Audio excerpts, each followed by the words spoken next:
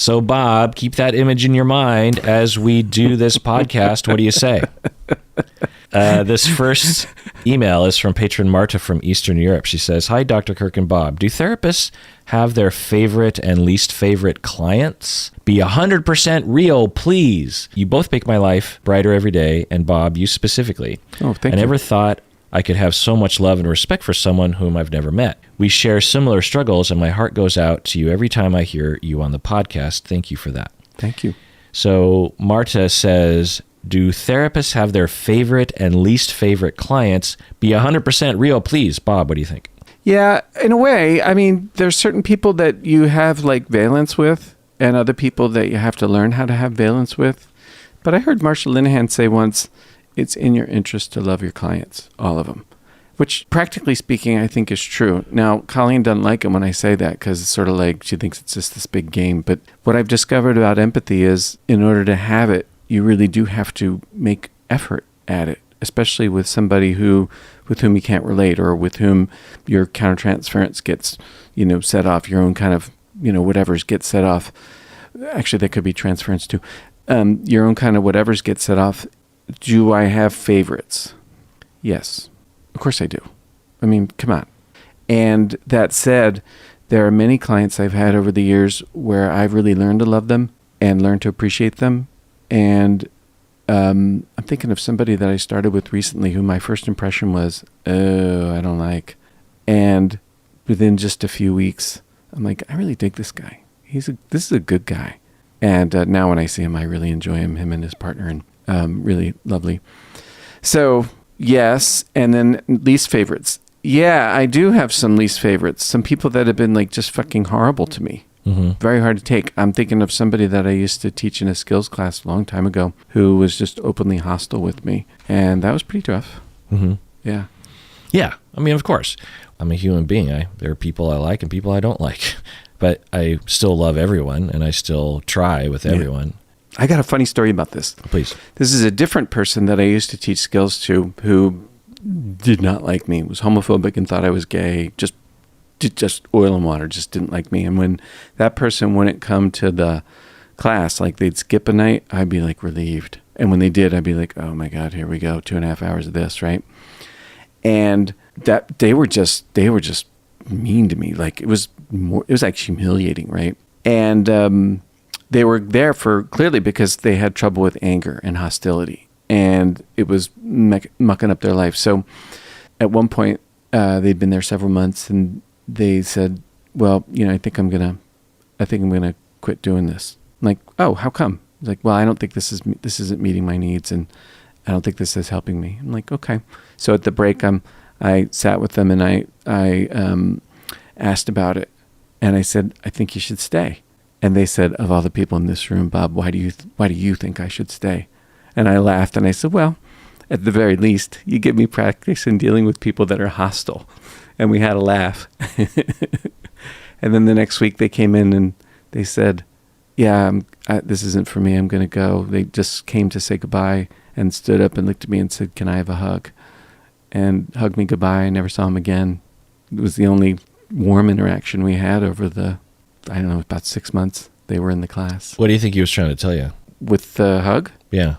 Thank you for not attacking me. Mm. Yeah. And sorry, maybe? Yeah, right. And sorry, yeah. It's very hard. I remember getting specific coaching about that you don't want to retreat from a person that's hostile because you'll just reinforce the hostility. So as hard as it is, you have to keep hanging in. So I did my best to keep hanging in. It was not easy. But my Marsha says, Bob, I've been there. There's times when I have to reach under the table and grab the legs and squeeze so I don't come running out of the room, because it's just really hard to deal with people that are hostile, especially in front of, an audience. Mm-hmm. And how you behave. Everybody is watching, so what they're learning about isn't just how you behave with that person, but how you're likely to behave with them. Mm-hmm. So you're on stage. That was pretty hard. Hard job. Yeah. For those who don't know, and depending on the sort of clientele you work with, I'll describe 2 fictional clients. Sure. Well, one's fictional and the other one isn't fictional.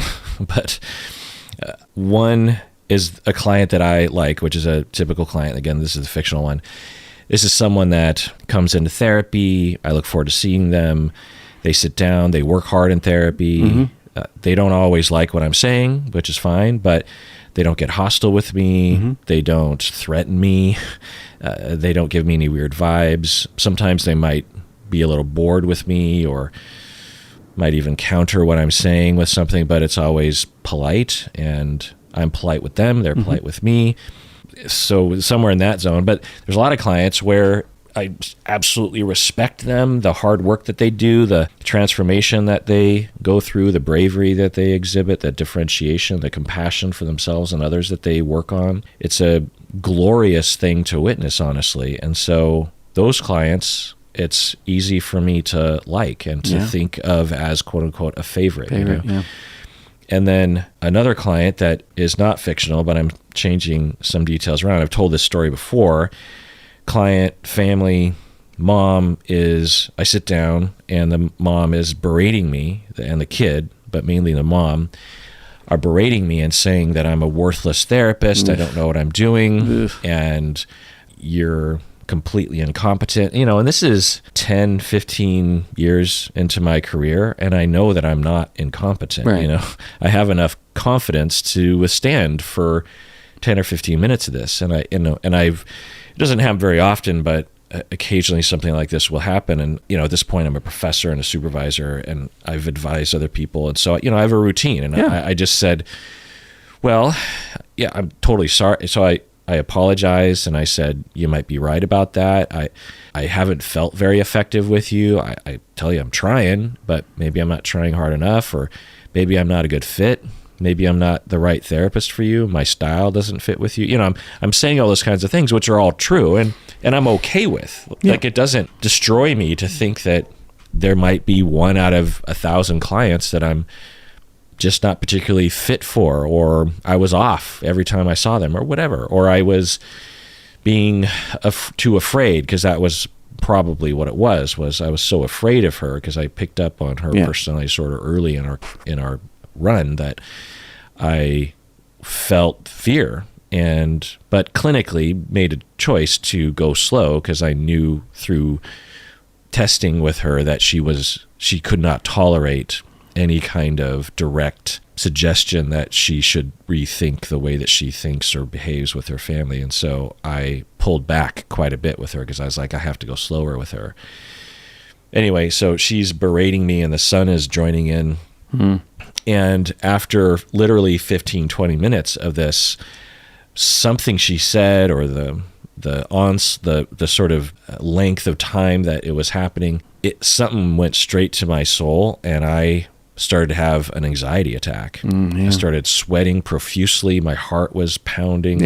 My hands were sweating. I remember sweat was like dripping down from my forehead, because that's where most of my sweat glands are. And I I couldn't think straight, and I bent over. I have my head in my hands, and all I could say to her was, can you please be quiet for a second, because I can't think straight. So I'm staring at the ground as sweat is pooling underneath me from my forehead. And all I want to do is run, literally. Yeah. And I said to her, can you just be quiet for a second, as she's berating me. Right.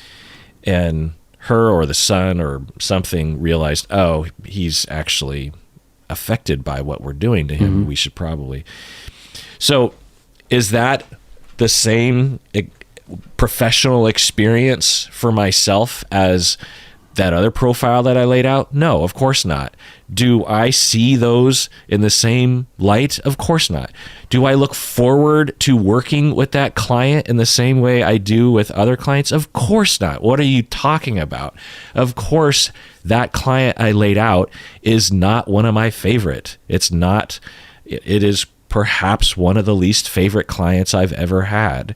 And most of me is not wanting to work with her. However, as Bob calls upon these moments with a client like this, where, mine is not with this client, but with a different client. I've told this story before, but briefly, a macho guy, and I'm going back and forth with him, trying to get him to be more of a human being in his family. And he's resisting. And it was probably going to be my last session with him. And so I just let him have it. And I just started arguing with him. And I saying things like, well, you're dumb. What you just said is stupid. And, take it from me. I'm a clinician. I diagnose the stupid. That's dumb. What you just said. Your son is getting B's, straight B's in school, and you think he's failing. You're stupid.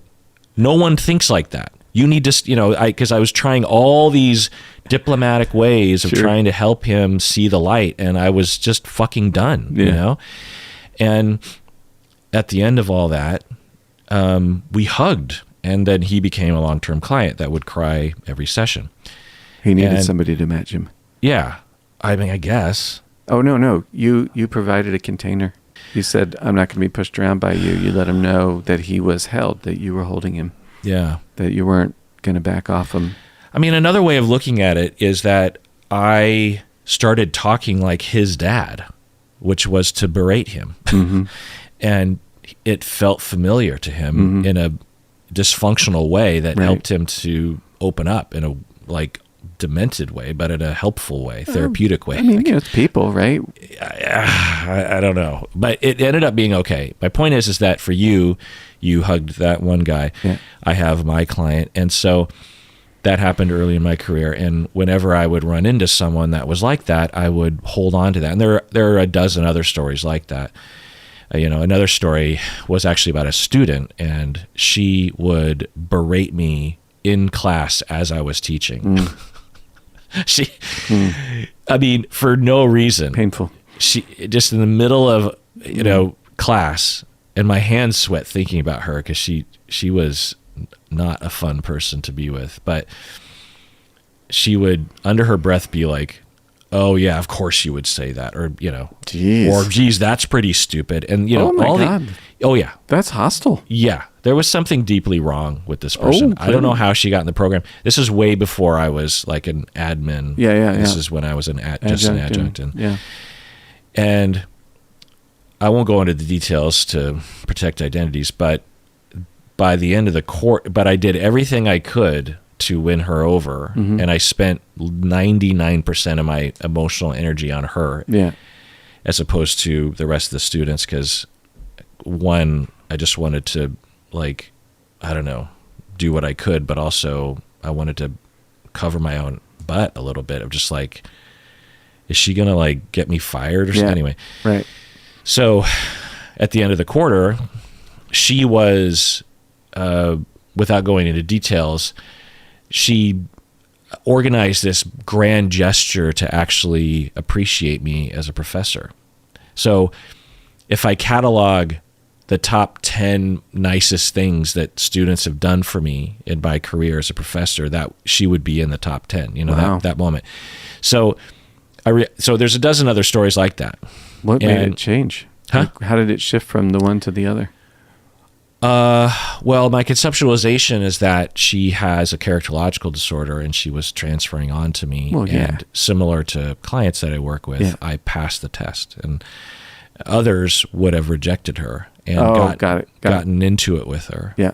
But I leaned in, and it, sort of judoed the hostility, and also tried to pour it on a little bit of just like, look, I'm going to prove to you that I'm here for you, and you're not going to push me away, So I think that, and then she was really attached to me because I had passed the test, you know what I mean? And it comes from her, you her became traumas, her ally in the program. Yeah. So, and when I open it up to students, we're talking hundreds of stories along those lines. And so when I have a client that is difficult or hostile or resistant or something with me, and I have that dread feeling as I'm heading into the session, I call upon these wisdoms, these experiences. They're not just stories. I feel them in my body. And it switches my perspective, my paradigm, my approach, and reduces my dread by about half. I still have a little bit of dread because I know it's going to be hard, but it gives it meaning. It frames it. I have optimism. I have a purpose. Like, okay, this is hard. It's going to be hard, but this is why I signed up to be a therapist. This is why I'm on this planet, is to do this hard work. This is what I'm here to do. And I want to do it. I don't want to do this I don't want 40 hours a week of this, but 3 hours a week? Absolutely. Yeah.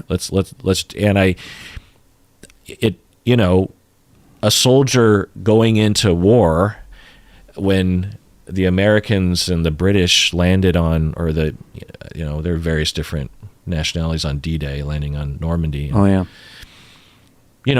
They probably would rather have not been doing that, but they knew they were doing something righteous against the Nazis, against fascism, against, they didn't know the extent, but against genocide against Jewish people. They didn't know the extent of it. They knew it was there to some extent. And it gave them purpose. Getting shot, obviously they'd rather not get shot, but with a mission, with a higher purpose, you're like, this is where I want to be, next to my brothers, storming the beach. And so as a therapist, it's a similar feeling. It's not pleasant, but God damn it, like, I'm going to do this thing.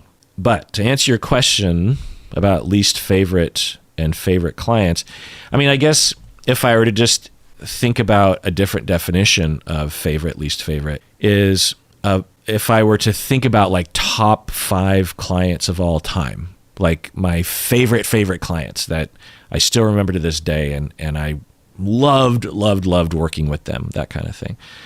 I could probably come up with a list. I don't think like that. You know what I mean? It's not like when I'm daydreaming, I'm thinking about like, oh, I love that client. I pretty much, when my clients show up, I work for that session, and then the session's over and I move on with my life. Sometimes things stick with me, but my brain only has so much capacity, and that's what I've always realized. It's like I'm there, I'm present, I'm working hard, I'm not distracted, I'm not thinking about other things when I'm with the client. And then when they're gone, I don't really, unless something weird is happening, I don't really. Do you do that? Marta's asking this question: what do I think is up in what's in the subtext here? So yeah, well, what do you think? I think what you were saying was, do you carry it with you? No, generally not. Once the session's over, I move on to the next. But 30 years of doing it, you develop a facility for that. You have to. Yeah, I kind of think of it as like a mindfulness version of what you focus on and pay attention to, because all of a sudden these brand new people walk into your office, right? And you have to put everything else aside to be the best therapist you can. You have to put your own life aside. You have to put the 3 previous clients you saw aside, and you have to be there. And it's a mind skill. It's a neuronal mode that once you develop it well, I think it becomes automatic. But you can't sustain that for all 40 of your clients throughout the week, right? You have to salvage your sanity, you have to turn it off. You have to be able to, when the session's over, the session's over. Yeah. And unless, like I said, there's some kind of emergency like suicidality or something. Then you're available. Yeah. Up at your patron Nadine says, "Hi, Dr. Kirk Bob. I started seeing a therapist I really like, and she was escorting me. As she was escorting me out, I happened to notice she had a wedding ring on. I feel awful for saying this, but I felt jealous that one more person I know is married while I can barely keep a conversation going on Bumble." Do you know what Bumble is? No. It's like Tinder. You know what Tinder is? No. It's like a dating Match.com. Yeah. But simpler. So they're saying, I saw a wedding ring on my therapist. As 2 therapists, speaking about you and me, who happen to be married, do you wear your rings in session? Has anything similar come up in session and would freak out and terminate over this? Has anything similar come up in session with a client that would freak them out and terminate over this. I don't know if you can answer this, but is there something wrong with the feelings I'm experiencing? Bob, what do you think? No, there's nothing wrong with them. They are a doorway. So you know what I always say here, right? You got to talk about it. So there's clearly something on your mind here that I hope that you'll talk about with your personal counselor about their wedding ring. And it sounds like there's a question about whether or not you're acceptable as either a single person or as an unmarried person or as a person with jealous feelings. I would bet that you want to be accepted by your therapist. My guess is they aren't going to be fazed at all by you bringing it up. It's pretty straightforward for them. Do you wear your wedding ring? Oh, hell yeah. Yeah, why would I take that off? No, I believe that I am me. So I'm not going to hide me. I wear a wedding band and I wear denim, I wear jeans now at times I exist from the chest up because I'm just a face on a screen. But I don't believe in putting on airs. I don't wear a necktie. Not that there's anything wrong with wearing a necktie. My therapist wears a necktie, but I believe in just being genuine, and genuine me wears a wedding band. And your therapist wears a necktie in session. Yeah. Wow. Yeah. For a Seattle therapist, that is rare. He likes clothes. Wow. Yeah. So I think he does it for him, not for an image. He does it because he likes to dress. Yeah. So anyways, I wear my wedding band. Yeah, Absolutely. Of course I wear my wedding ring. And then has anything ever similar come up in session? No, I can't think of a client having ever. I mean, sometimes they'll ask. They'll say, "Oh, I see you have a wedding ring. Are you married?"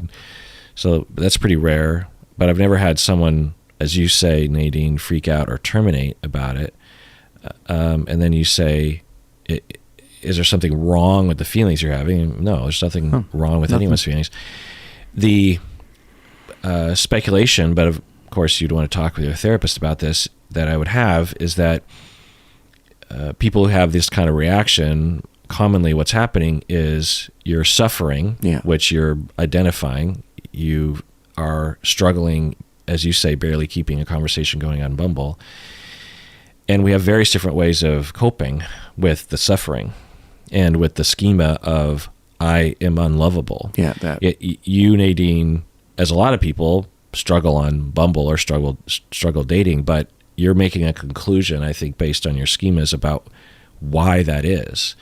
If you thought the way that I think, it would just be that dating on Bumble is kind of bumbling. It takes a long time. And enjoy that phase where you're bumbling, and then eventually you'll meet your person, or you'll think you've met your person, and you try that person out for a while, and you just live in the moment and do the best you can. And there's someone out there for you, and there's probably a number of people out there for you, and there's a lot of people who would love you anyway. But so the schema that you're having about why it is that you're struggling is probably quadrupling the suffering, and then you need some way to deal with that. And one way to deal with that is to get angry. Another way to deal with that is to feel like you're a piece of crap. Another way to deal with that is to avoid relationships altogether. But it sounds like, at least for a time, your way of dealing with it is to get hostile internally at other people who seem to have what you are trying to get. And that's a very common way of coping with the suffering, but it's not rational to be hostile at your therapist for being married. You don't even know what your therapist's marriage is like. It could be a terrible marriage, or she might not even be married. She might even just be wearing it just for the heck of it. It's just it's just a ring. That's all you know.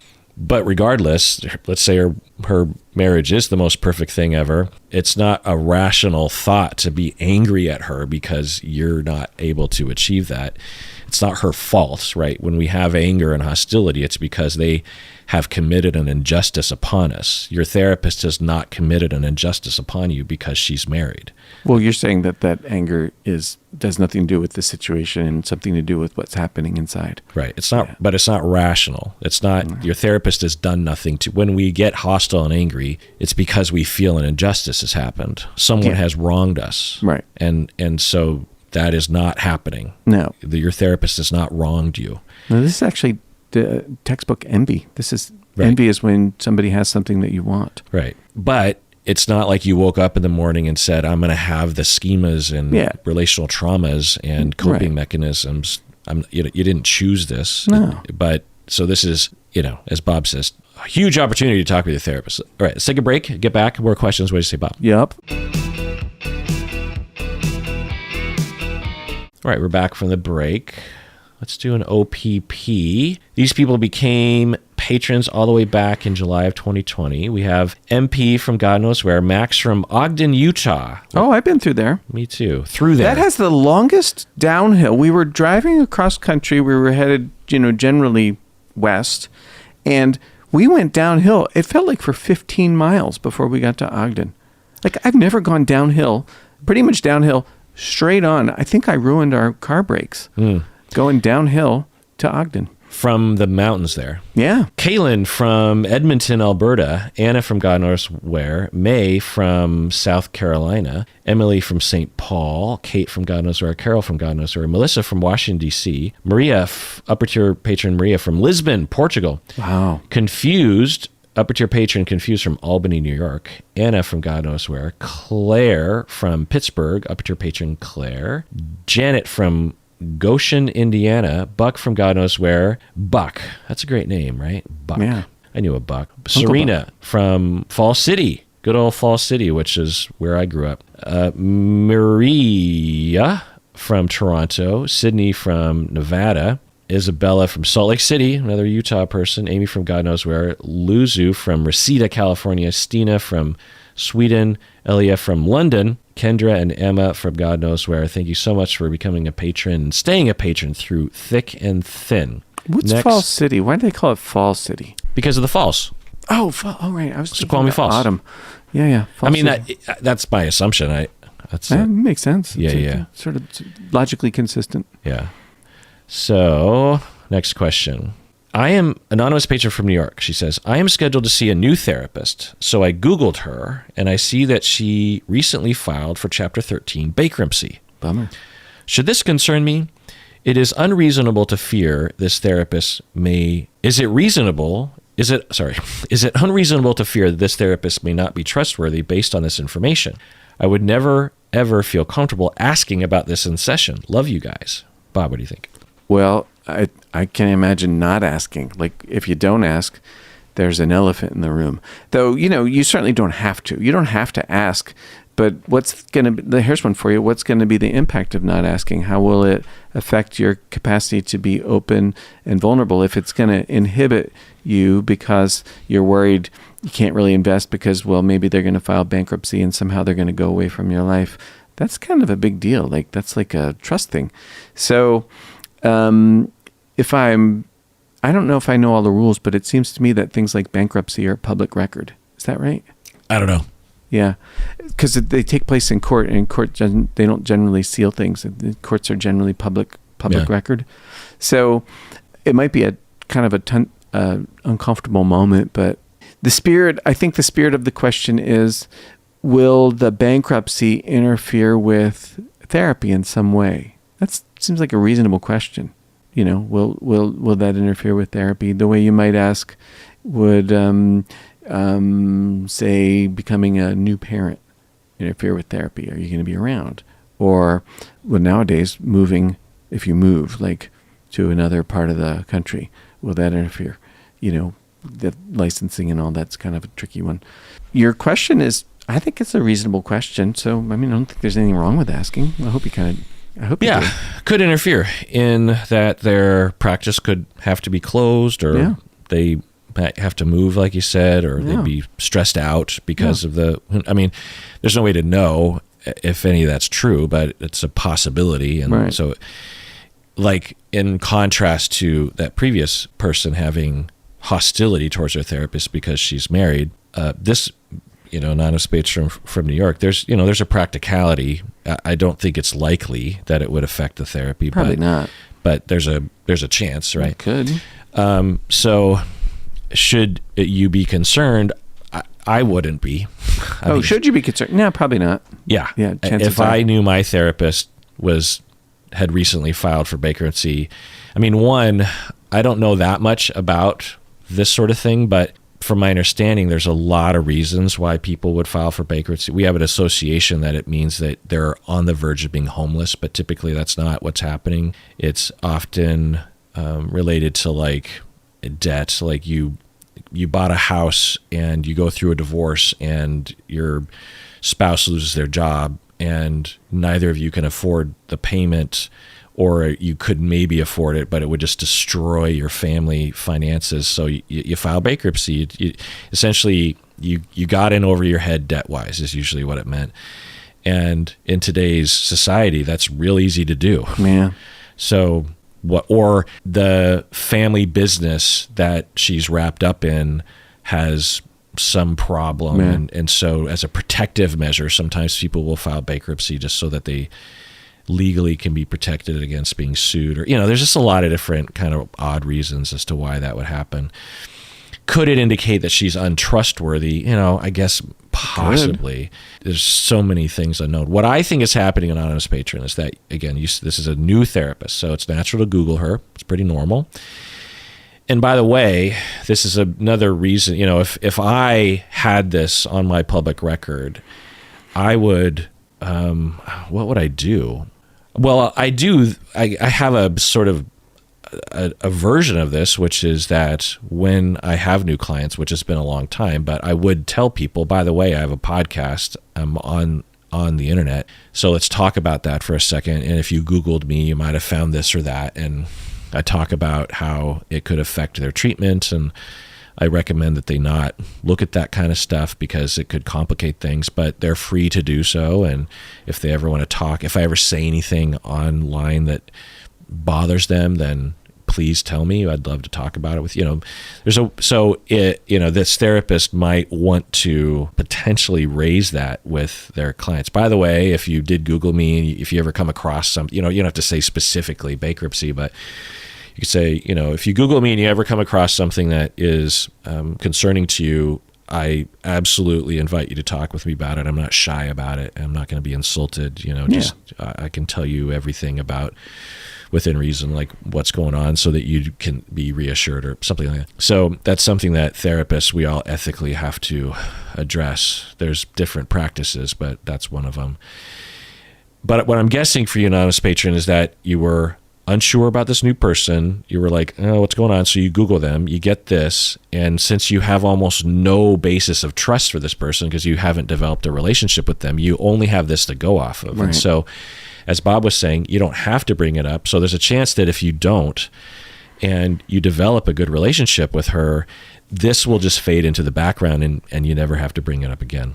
All right. Dan, for some reason, on Discord says, Dr. Kirk and Bob, how do you prepare for sessions? Do you briefly skim progress notes, reflect on or wondering about the client, or maybe just no prep based on theoretical orientation? What do you do, Bob? All of that. Every session? I should say more. I read my note every session. I often think about my clients in the morning when I'm in the shower and just sort of going about my day. They'll wander through my head and I'll have a thought about, I think what I want to do is thus and such. And it's all based in my own orientation about, blah, blah, blah. So yes, I do all of that. I often don't feel comfortable if I haven't done that. And then with couples lately, what I do is after the first 3 sessions, I write a 1 or 2 page summary of all our learnings so that, sort of like almost like a treatment plan, like where are we and where are we going to go from here? And I do it mostly for me so I can sort of just gel and conceptualize. And once I have that, it helps me stay organized and keep my eyes on this particular couple and their, dynamics and whatever. So, all of that stuff. Mm-hmm. Yeah, I do similar things, particularly with clients in the beginning of treatment because it hasn't been committed to long-term memory for me. Yeah.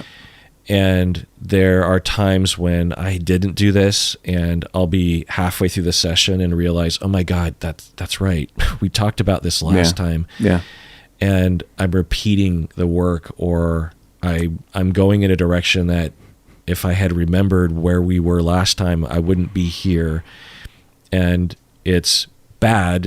It could be embarrassing because it reveals that I'm not holding on to what they were saying, and I don't like that feeling, and it's not ethical anyway. And so again, especially in the beginning, yeah, I briefly will skim and I have a way, it's not the progress notes. I have psychotherapy notes, which are my own. Mm-hmm.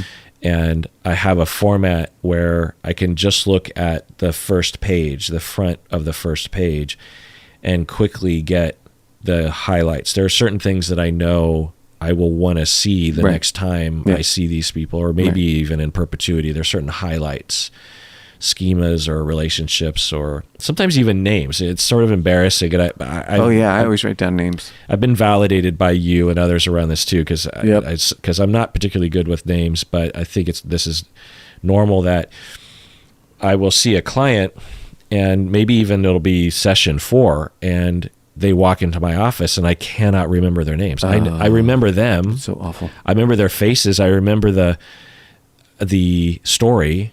But since names, especially first names, almost never come up, because often in our calendars we'll have like abbreviations and other kinds of things to protect confidentiality, right? So on the front page of my notes will be their names. It'll be on the genogram, and so I will glance at that sometimes on session 4 just to kind of lock it into memory so that I don't embarrass myself. And I'll never forget, there was this one session with a couple and I could not remember, this was years and years ago, I could not remember their names. And because I usually will refer to them, it's like, okay, well, John is telling you, even though John's sitting right there, but I'll refer to him. Sure. And so I had to come up with some other way of referring to them. And so I would say things like your husband or so. But then other times, sometimes I don't remember if they're married or not. Yeah. I just know they're in a relation. I know their relationship is 5 years long, but I don't, did they get married in that time? Because a lot of people don't get married, Partner. I just stick with partner. Right. But some people, they don't want to be called partners. No, I get it. You know what I mean? Yeah. Like I don't mind calling my wife my partner, but I'd rather call her my wife. Yeah. No, I don't have a preference. It's just if I can't remember. Right. Yeah. The person sitting to your left is telling you, I forget their name or what their relationship is to, and so that's why you have that psychotherapy note there to remind you. Now, after 6 months, it's all committed to long-term memory, and I don't need any kind of help with that. But in the first bit of time, I do. That must be nice. Anonymous. Oh, really? You need your notes in perpetuity? I am. My memory is perforating. Oh, yeah. But you have the memory of an elephant, as they say. Not like I used to. Huh. It's kind of disappointing. Well, I think part of it for me is that because when I was younger, I noted this, that my memory was still good, but the amount of space in my brain available for this kind of information had reached its capacity such that new information would have to be particularly poignant to get in there, Oh, it's Johnny Mnemonic. Is that the precedent? Is that the idea? You remember that Keanu Reeves movie? I do. I mean, I remember of the movie. I don't remember. He had to dump his childhood so he could store all this other data. Oh. Yeah. Anonymous patient from Canada says, hi, Dr. Kirk and Bob. Have you ever had a client who attempted or completed suicide? If so, how did this affect you? And did you need to submit your progress notes to law enforcement or the families? Bob? Yes, I did have a client that completed suicide. And how did it affect me? Well, I don't work with suicidal people anymore, but I do couple therapy nowadays, so that's not really a thing. It was thoroughly scary. I did not have to submit my paperwork to any law enforcement or family. That wasn't requested. Though when I first moved to Seattle, I worked at a mental health clinic down in Seattle down in Renton. It was a couple towns south of Seattle, and there was a client there I was involved in their completed suicide, and there was an inquest, so it's like a formal hearing, and I had to testify in that, and that was scary, but they weren't they were doing an inquest as like a fact-finding thing. They weren't looking to, as far as I know, pin the blame on anybody. And I knew that my conduct that day was, I was working within whatever the standard is. I wasn't worried about that, though it's kind of nerve-wracking to talk to a lawyer in front of a judge. And you were in court. Oh, yeah. It was a formal inquiry in court, yeah. What was the premise? Just fact-finding, or what was the... It was suicide by cop. So they had an inquest. To What? Make sure the cops that it was a legal shooting or whatever. Oh, Yeah.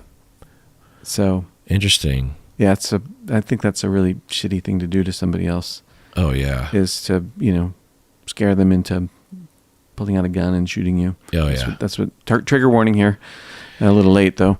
Yeah, Anyways, I don't know how often it happens, but it happens enough that police officers all know about it. Yeah. Yeah.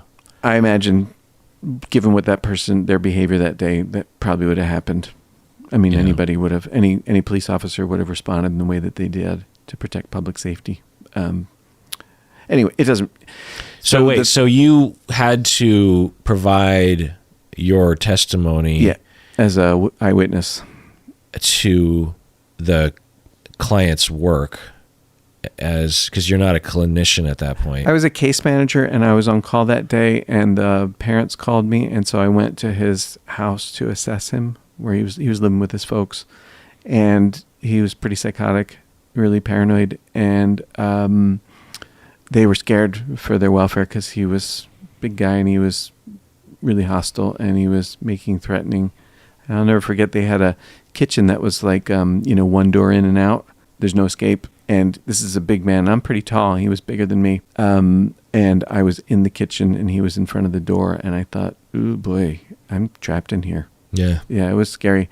So I asked him to move and I stepped out and I went out front and I suggested to them that they come with me, that they not stay here. And What do you mean you asked him to move? Like I asked him to step out of the way because he was standing in the doorway and I couldn't escape. So in the middle of you just sort of asking him questions, you don't feel safe. I was at that point. I wasn't asking questions. I was listening to somebody who was really, really, really angry. And then you're just like, "Can you get out of the way?" Yeah. And then you just walked out. And then I left, and I said to the parents, like, "Why don't you come with me? And let's call the cops because this is scary." So they did. They got into my car and we went down to a payphone. This is back in 1993. So payphone. What was he saying that was scaring you? Oh, I don't remember the details. Was he making threats or vague threat? Vague? Were they vague? Threats against you or against his folks who called me? They were afraid for their own safety. Things like, my parents are in league with the FBI and they're out to get me. No, more like just, I'm really angry with them right now. I don't. It was a long time ago. It was over 30 years ago, and I don't remember. Is it 30 years? Yeah, about 30 years now. I don't remember actually what he said, but it was scary. I do remember that. And so we left, and when we called 911, we're on the phone with the person, and we see the cop cars go whizzing down the street. This is in Seattle? Down in Renton, yeah. Wow. Yeah. So, and the cops pulled into their street, and the thing happened. And you saw it?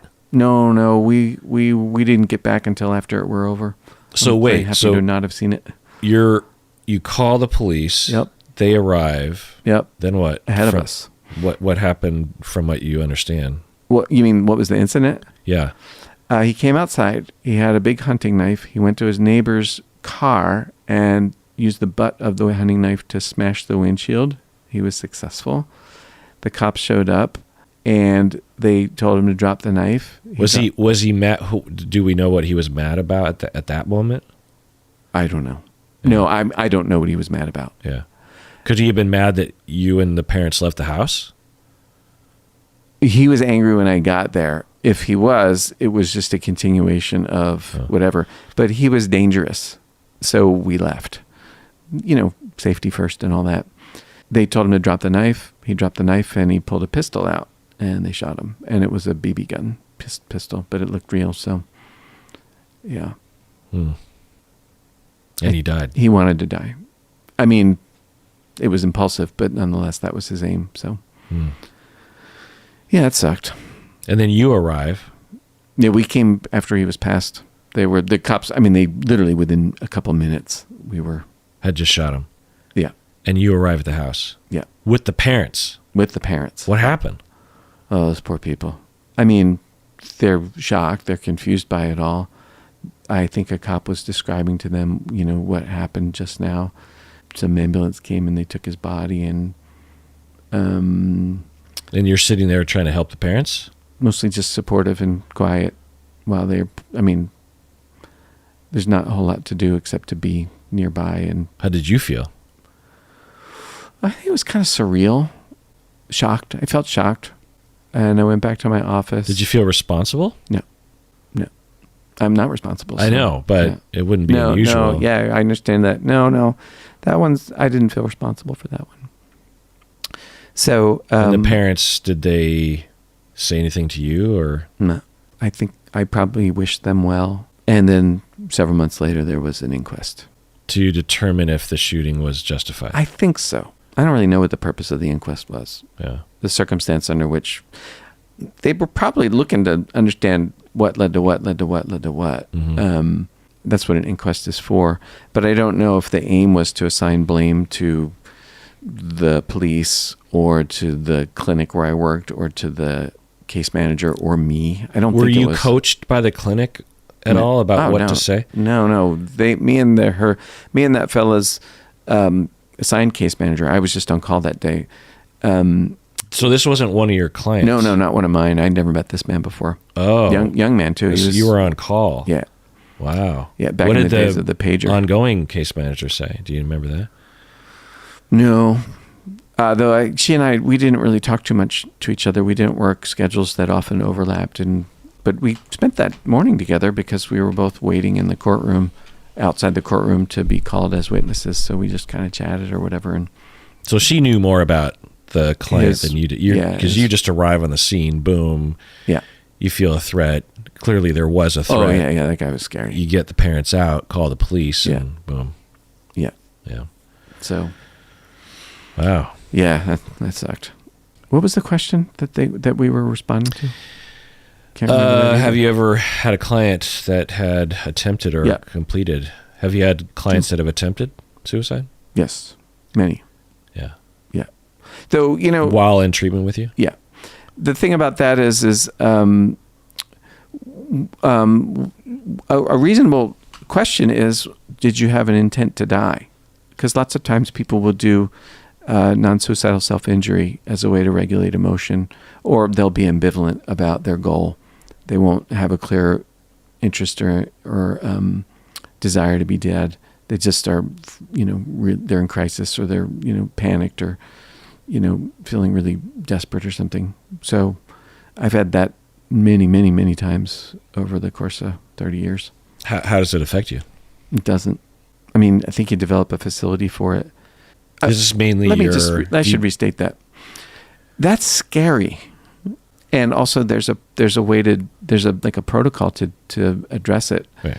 So, I just follow the protocol, and that's protective. So, and most of the time things are okay, but it is scary when somebody's feeling that awful or that desperate. Mm-hmm. Yeah.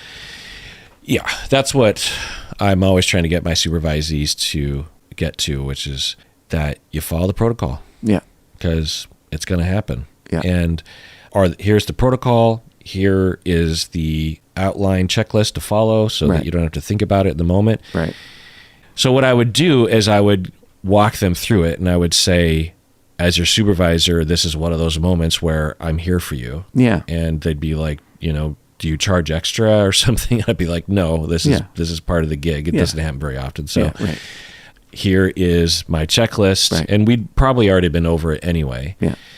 But the reason why I would have to kind of be firm is that they would get so bogged down in their own emotional reactivity to it. They'd be so like, well, but what if they do it, and what if they die? And I'd be like, well, what if they do? Yeah. If the ER doctor had that question dominate them every time someone comes in with a heart attack, they'd be paralyzed. You have to accept that this is part of the gig. Yeah. And I know it's hard, but it's something that you're going to have to be accustomed to. Like, this is normal, and yes, it's scary, and yes, it's hard, but there's a protocol, and thank God many people have come before you who have prepared us for this, and all you got to do is follow that, and you still won't know if the client will die or not. Right. And there's no way to control for that. Right.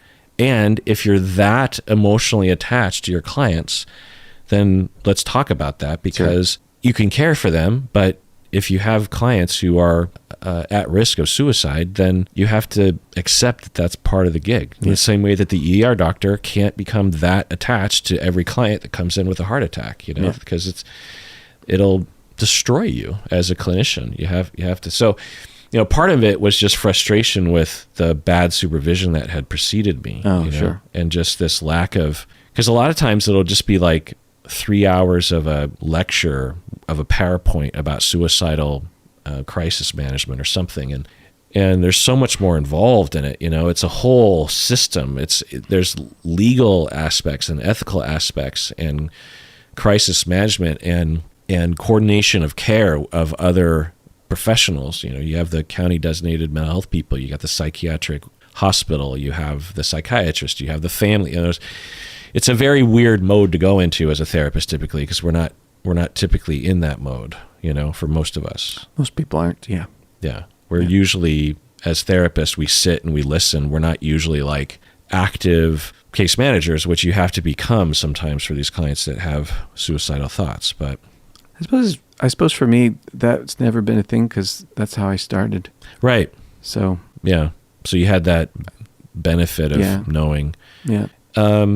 I've had clients attempt. I've never had a client complete. I had a client complete before our first session, and I'd never met him. That did kind of affect me, but sure, mostly intellectually, not because I didn't know him. I mean, subsequently I got to know the family because the family engaged with me afterwards, and I had heard and it was a pretty gruesome suicide too. Man. And now, to be clear, if it's not obvious from everything that we've ever said about suicide, people who think about suicide and attempt are suffering greatly. Oh, yeah. And it is not their fault, and they don't do it on purpose, and they resort to things out of desperation. It's not a happy time, and it makes me very sad that people have that motivation or chronic feeling. But yeah, I basically, out of sort of luck and also the sort of clients I work with, like for Bob, I'm guessing for you, a lot of the people that attempted were in your DBT class, right? Yes. Because it specializes in people that think about suicide and have emotional regulation issues along those lines. Yes. And although I've specialized in personality disorders, the amount of people that I came into contact in a week that had that kind of issue was a lot lower than for you. Yeah. How does it affect me? I would say that I think I was mostly protected while I was vulnerable in my early career from this sort of issue in therapy. And so by the time it started happening more often, I think I had a pretty good system. And then part of me, because I didn't feel completely at ease with my system, was I did a deep dive on suicide a few years ago. And in that time, and half the reason why I did the deep dive was because I wanted to develop my own understanding, because all the literature I would read about like risk assessment, it always kind of confused me, because there would be this metric that they would follow if they had a plan, but they hadn't attempted in the past, they're at this risk level. Sure. And it just never really felt accurate to me. Mm-hmm. It never felt like it matched up to reality very well. And so when I did the deep dive, I developed this system of understanding risk assessment and how to respond that I feel so much better at, you know. And basically, in a nutshell, what it was it does have to do with some of those markers, like do they have a plan or have they attempted recently or these kinds of things. Sure. But so that's like half of the risk assessment, but there's another half, which is like, do they have a gun in the house? Do they drink? Yeah. Did they just go through a breakup? Right. Sort of the art form of risk assessment, right? I mean, having a gun or not, it's not really an art form, but to assess the various things that are common that would cause people to spike in their motivation. Yeah. And also the art form of assessing someone's intent, because someone could be fairly suicidal, meaning they think about it frequently, and maybe they do have a plan, but they're not imminently in danger, because often that's what we're really trying to determine, right? Because if they're not imminently in danger, then we're still in a zone where we don't call the authorities. But if they're imminently in danger, then we have to call the authorities. We have to call the MHPs, or we have to do something, get them hospitalized. And how do you determine that? Is kind of an art form as well, figuring out the way that a client responds, the way that they answer questions. Again, when in doubt, you want to and there's nothing harmful about getting the county designated mental health professionals in to do an assessment. They can make that call because that's their sole job, right? Is to determine imminency. Is that a word, imminency? Sounds like a word. Anyway, but yeah, it's rough. And if you have good supervision and support, usually it's easier to get through. And that's what I'll do is, even at my stage, if I had a client, which I haven't in a long time, but if I did, I would get emotional and clinical support. Me. Huh? You better call me. Right. Well, and my lawyer as well. Oh, yeah, your lawyer, sure. Potentially, or a ethics expert or something, Sure. Because it doesn't happen very often, and you might as well just have that. Yeah. Even if everything that they say is like, oh yeah, that's right. Because a lot of, so I'll give one little anecdote and then we'll switch. Is I had a friend of mine actually attempt suicide years and years ago. And I'm a therapist. Yeah. And I'm with her knowing that she has attempted. And I blanked on what to do because I'm freaking out. Yeah. So I called the crisis line and I said, I'm a therapist, but I have a friend who just attempted. I don't know what to do. What do I do? And the person said, take her to the hospital. And I said, oh, yes, of course. Thank you. And I took her to the hospital. Yeah. It's obvious what I should have done. Well, sort of is. But when you're overwhelmed. Yeah, exactly. Especially if you're, if it's close to you, then you need that system. Yeah. Don't try to do it by yourself. No. You know what, Bob? Let's take a break. All right. And we get back patrons only. Oh. So if you want to hear the rest of this episode, you have to become a patron of the podcast. This is like a big tease. This is like 45-minute tease. Yeah. Wow. All right. Welcome to the Patron Zone patrons. Gudrun says, if I remember correctly, you said previously that avoidant attachment is the most consistent attachment style out there. So let me chime in here. The most consistent attachment style. If I said that, I must have been referring to that people with avoidant attachment tend not to be very perturbed because their attachment style is so isolative that they don't easily get triggered or reveal triggering. Their emotional reactivity is pretty low. Right. Pathologically low sometimes. Whereas if you are preoccupied, there's more reactivity, more triggering, and also potentially more vacillation between pursuing and distancing. Of course, disorganized, there's going to be a lot of that as well.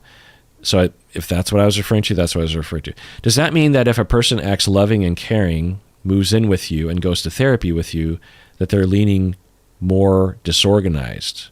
Or maybe that they're not that avoidant? My ex broke up with me, but says he still loves me and that he will one day return, which I'm interpreting as him being avoidant, but he still did all those things with me, just trying to figure out what's going on. So I'll just answer this briefly. Sure. There's no way to know based on what you're saying, Gudrun, about what the attachment style is. You're saying your ex broke up with you, says he still loves you, and that one day he will return to you.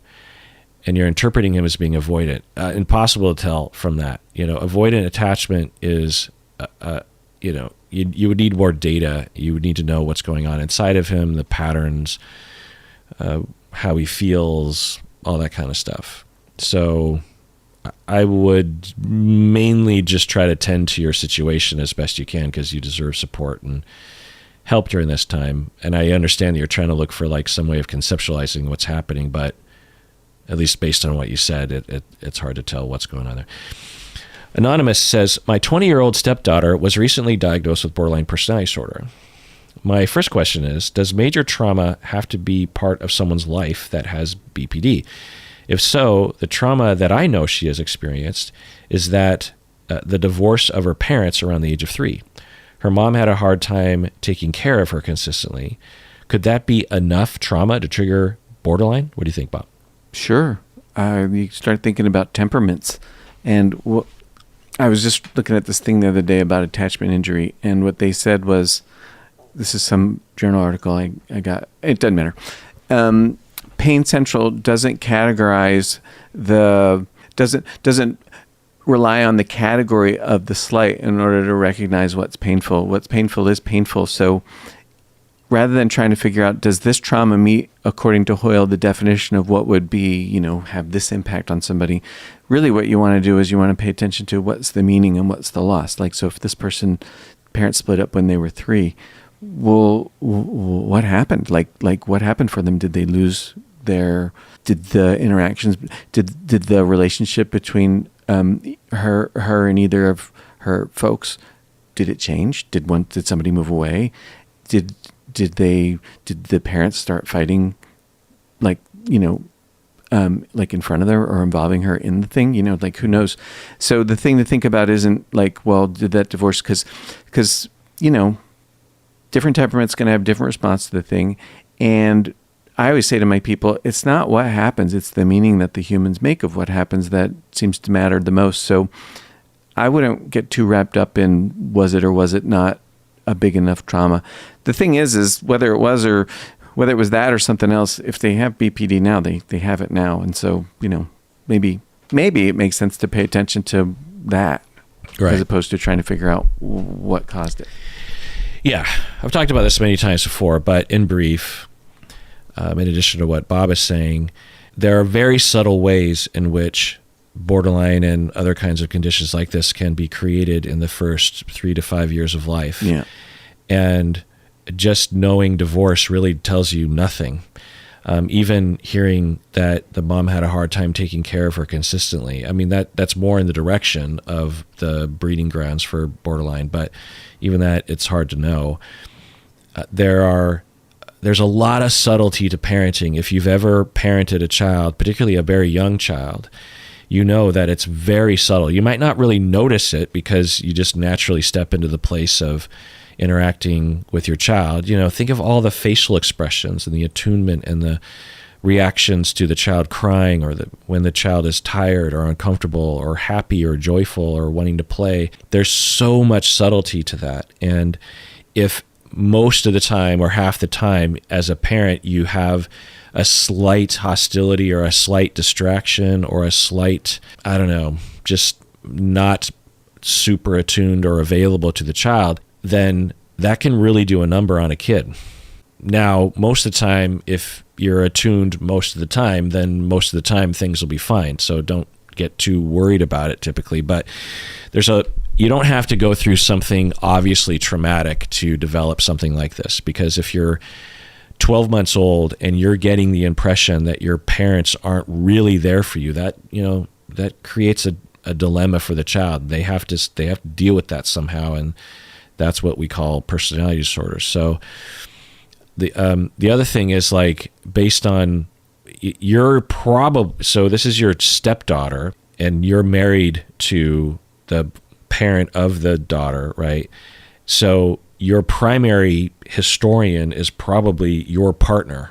So God knows if that's accurate on a number of levels, not only from their own narcissistic way of looking at the history, right, but also they might not have really been there when the mom was parenting. There's so many questions. Right. The other thing is even if we had a videotape of the entirety of the childhood and we actually identified, that's an issue right there, that can lead to borderline. It's not a scientific fact that that's how borderline is created, because we don't understand how any of this is created, really. It's all just models of understanding. Yeah. They're strong, and I believe in them, and I hold to them, and I've never felt like it didn't hold up when it was matched up with reality. But it's not like you have the ability to determine the origin of the Rosetta Stone.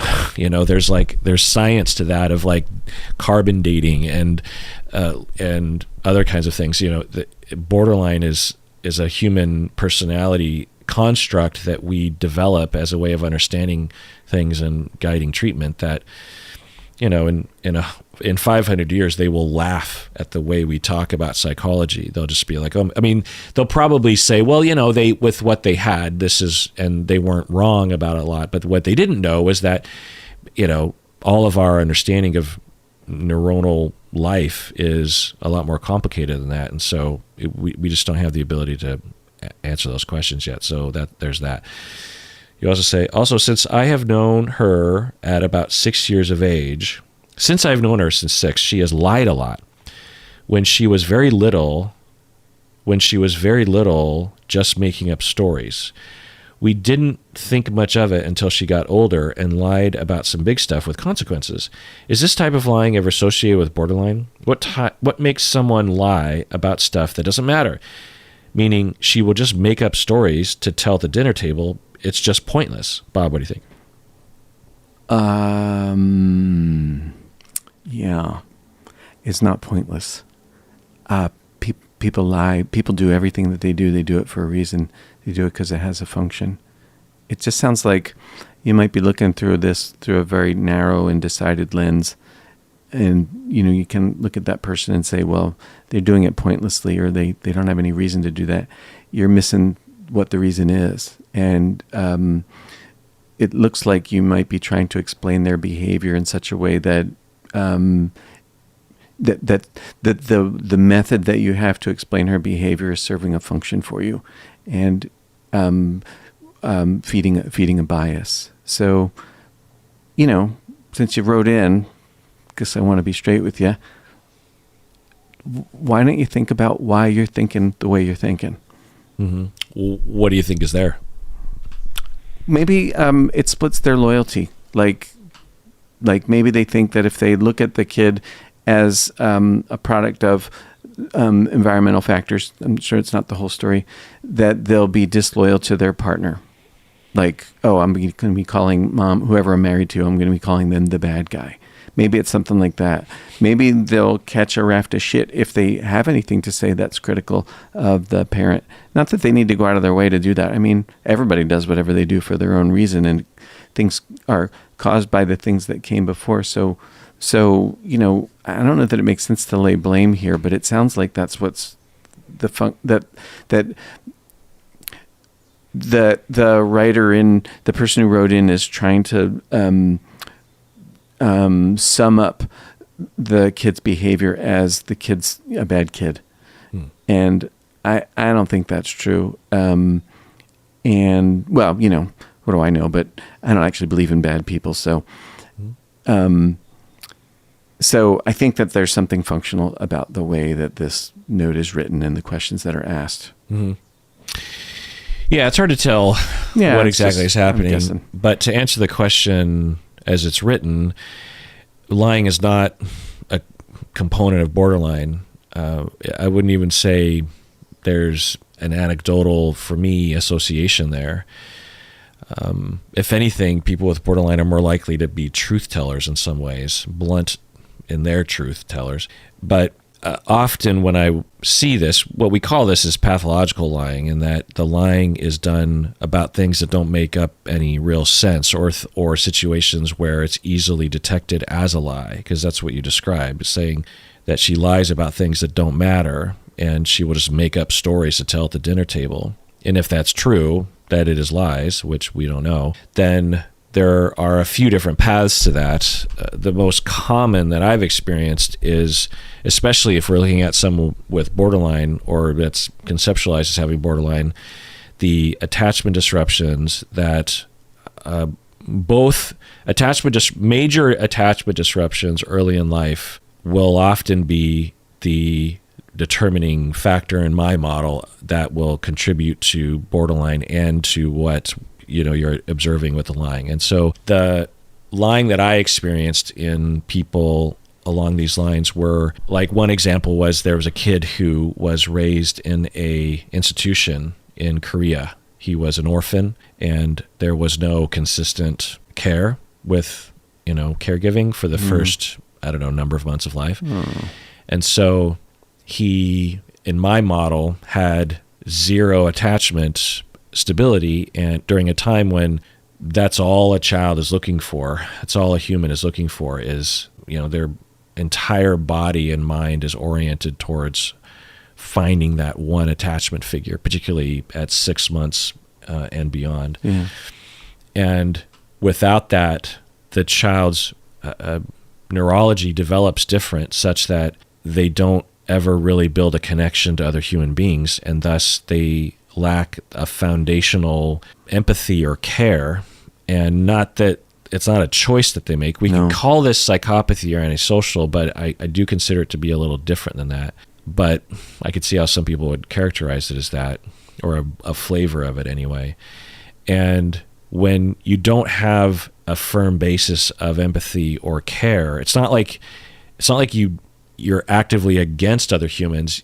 You just don't really retain them in your soul as you're talking, and it's normal to want to embellish a story to make yourself look interesting. But if you don't retain the other human being in your soul as you're telling the story, you might be prone to just sort of make stuff up because it's more convenient to do that. And I don't know if I'm describing this very well, but I would have clients that were like this, and it was very frustrating to the family in particular. The kid would just lie straight to your face. A common story would be the kid would steal money from your purse, and there was no one else was in the house, and there's $200 in the mom's purse, and now it's gone, and the purse was obviously rifled through. No one else could have taken it, and he's taken money before from the purse, and later that day he immediately went out and bought a new pair of shoes or something.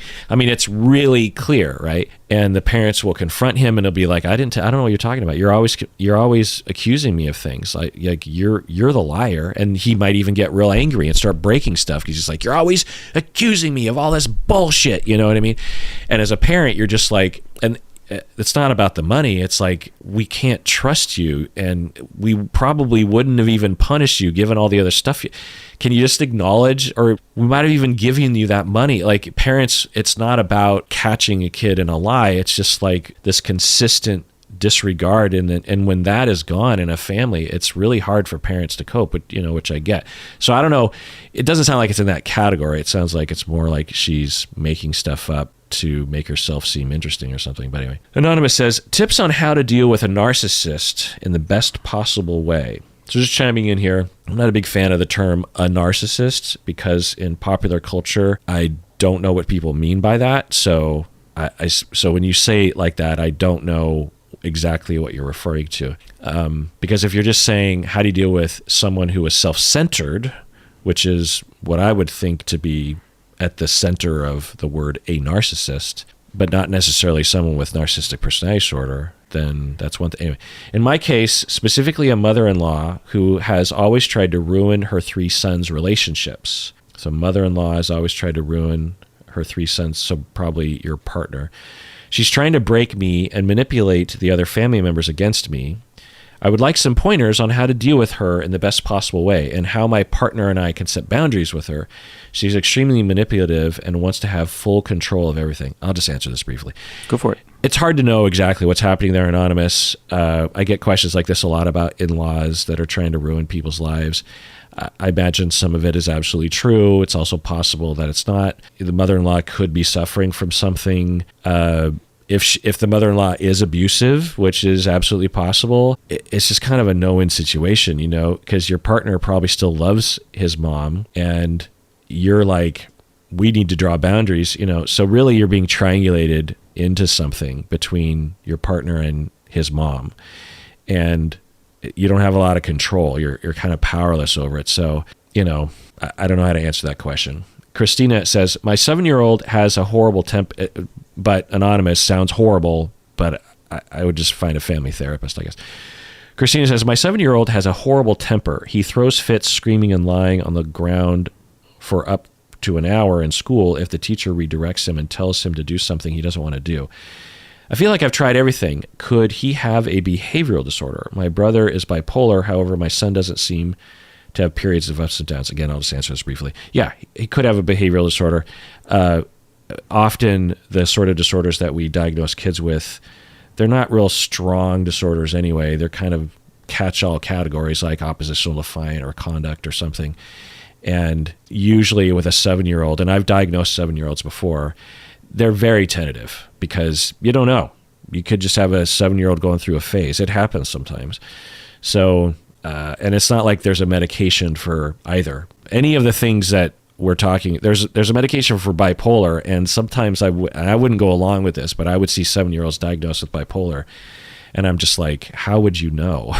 Like, you'd have to get the 7-year-old to tell you their experience in an educated way, and even then you would not really necessarily know. So it's a really tough situation. I've been there before. I've had clients, 7-year-olds, that were screaming and lying on the floor for up to an hour. Actually, I had a kid that would scream and scream and scream, and they actually, it was a behavioral mod or a behavioral specialist class, and they actually had literally a white padded room that they would put kids in.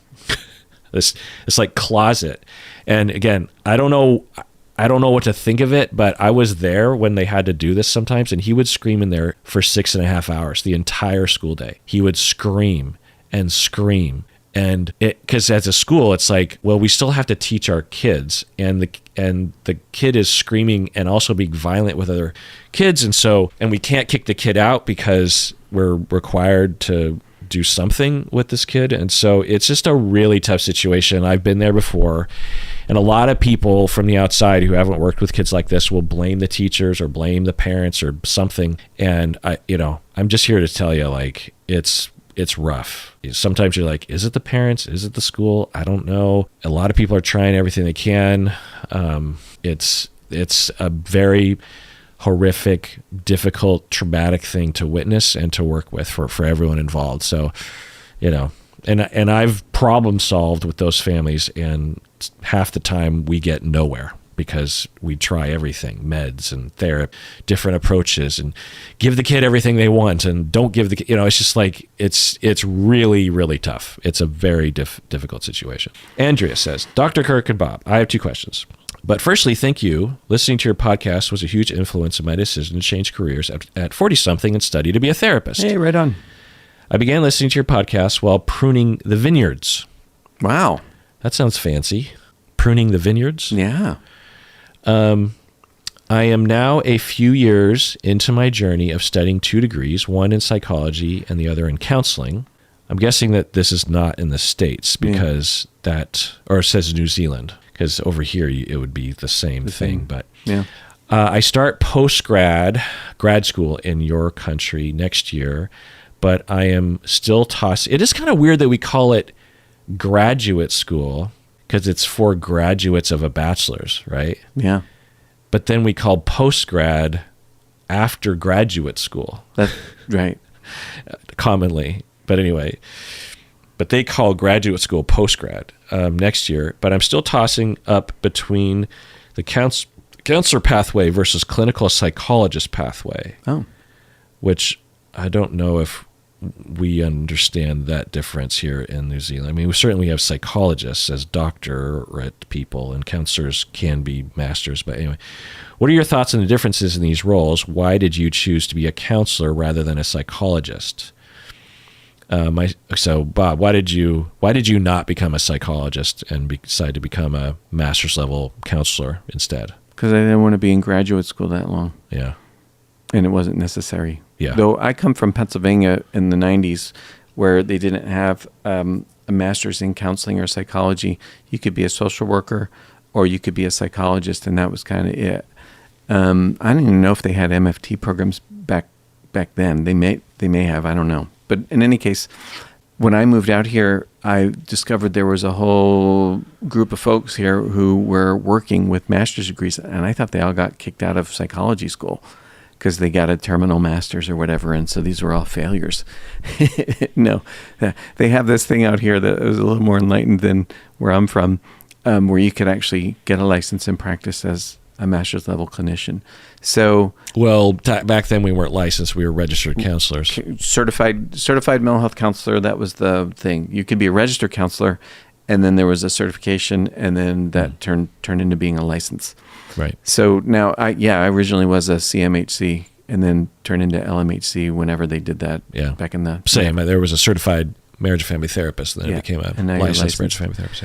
Yeah. So, but we didn't need that. We could still practice as a registered counselor. Yeah, that's true. Yeah. That's true. And all you needed that was a 4-hour training on HIV and a background check. Yeah. Yeah. You passed those, and I don't know if they still have that. No, they got rid of that. around the year 2000-ish, I think. Oh, that's when they switched us over to licensed, they adopted a number of things. Oh. The licensing of social workers, the licensing of mental health counselors, the licensing of marriage and family therapists. I think I'm missing something else in there. And they completely got rid of the registered counselor because they didn't want just yahoos hanging a shingle and claiming that they were a mental health clinician, right? Which is the way things used to be. Yeah, and from what I understand, it's kind of a California West Coast thing that developed outside of the whole Northeast model of mental health treatment. That makes sense. Yeah. So I guess the answer to your question is, I guess it depends on where you're going to live and what the rules are. But here, if you want to be a clinician, then just get a master's degree and then go get trained in all the stuff that you want to learn about. But if you want to be, well, what did the psychologists do? They do other stuff. Psychologists can do assessments. Yeah. So can master's level people to some extent, but by definition, if you're a psychologist, you've been thoroughly trained on how to do full assessments and use all the psychometrics out there and write all the reports and stuff. So I think our advice is have your degree match what you want to do, where you want to do it. Yeah. And if, I don't know about New Zealand, but what I tell people is if you're on the fence, get a master's. You can always get a doctorate later. Sure. Now, if you want to do assessments, become a psychologist. But I don't know about New Zealand. Ben says, sometimes when I have a disagreement or argument with my fiance, I notice... Didn't that person have 2 questions? Yeah, but I kind of looked at the next question, and it's just about something that I think... But there's a lot of other questions we want to get to. Ben says, sometimes when I have a disagreement or argument with my fiance, I notice myself thinking really insulting and mean-spirited things, calling her names, cursing her. Sometimes when I have a disagreement or argument with my fiance, I notice myself thinking really insulting and mean-spirited things, calling her names in his head. I never say these things to her, and I always try to resolve our disagreements in a validating way. Is it normal to react this way internally, and does this come from somewhere deep and dark in my childhood? I don't have a great relationship with my mom. Is there something I can do to handle these thoughts differently than just noticing them and waiting until I am calm to talk things out? Thanks for reading and hope you are well. Bob, what do you think? Wow, I like this letter. I have no idea about normal. What do you like about it? It's really thoughtful. Like this person's thinking about their experience and concerned that they're going to hurt their partner if the stuff that they think comes blurting out. And, they seem like really thoughtful and considerate, and they're wondering, they have a legit question about whether or not the way their brain works is that like weird or normal. I don't know the answer to that question. I have those same kind of thoughts. You do? Angry thoughts about my spouse? Like along these lines? Oh, yeah. I can get really angry and righteous and blaming and black and white. I can be convinced that the things that I think are 100% true. And like name calling in your head? Yeah, like judgment. Yeah, name calling and judgments. And the problem I have with that is that those things end up creating, well, they do a couple things, but one of the things they do is they create a blind spot. So I can't actually smell my own bad breath, as it were, and see my own contribution to the troubles that are there in front of me. That's a problem. So to that extent, it makes sense for me to... What this person does is they stop themselves. They let their bodies calm down, and then they come back. Like, that's really sophisticated stuff. That's really cool. Yeah. Like the research on timeouts is, if you use them, they really work. So it sounds like this person has a great facility for using them. They get to be curious, though, about the nature of their anger. Maybe it will teach them something. Maybe they can learn something about themselves. I know I've learned a lot about mine. My anger's linked to shame, and also a belief that it's easier to be angry and frustrated and disappointed in what I don't get than it is to dare to risk that which I want. So my anger is like a safe place for me to have a want. To communicate to Colleen that you are wanting security or love, or it's easier to get angry than to be vulnerable. It is. It's much easier to be angry than it is to be vulnerable. But some of this stuff I don't communicate to anybody. It's just in me, this angry kind of view of the world. And it tells me mostly I'm afraid to reach. I have a lot of shame and inner obstacles to reaching for that which I want from Colleen, say, or from my therapist, or from you, or from, my family or whatever. That I'm apt not to do that. And as a result, I feel angry and frustrated. I mean, there's sort of like, anybody be angry and frustrated if their goals were thwarted. It just doesn't mean that the thwarts are outside me. Most of my thwarts are inside me. But what my body does, what my brain does, is it makes it the other guy's fault. I think that's somehow more palatable. It can feel good to be right. Sort of empty calories, though. So, it can get pretty ugly in my head. Mm-hmm. Yeah. Do you have, like, the name calling thing that Ben's talking about in your head? Do you have a way of dealing with that in the moment in your mind?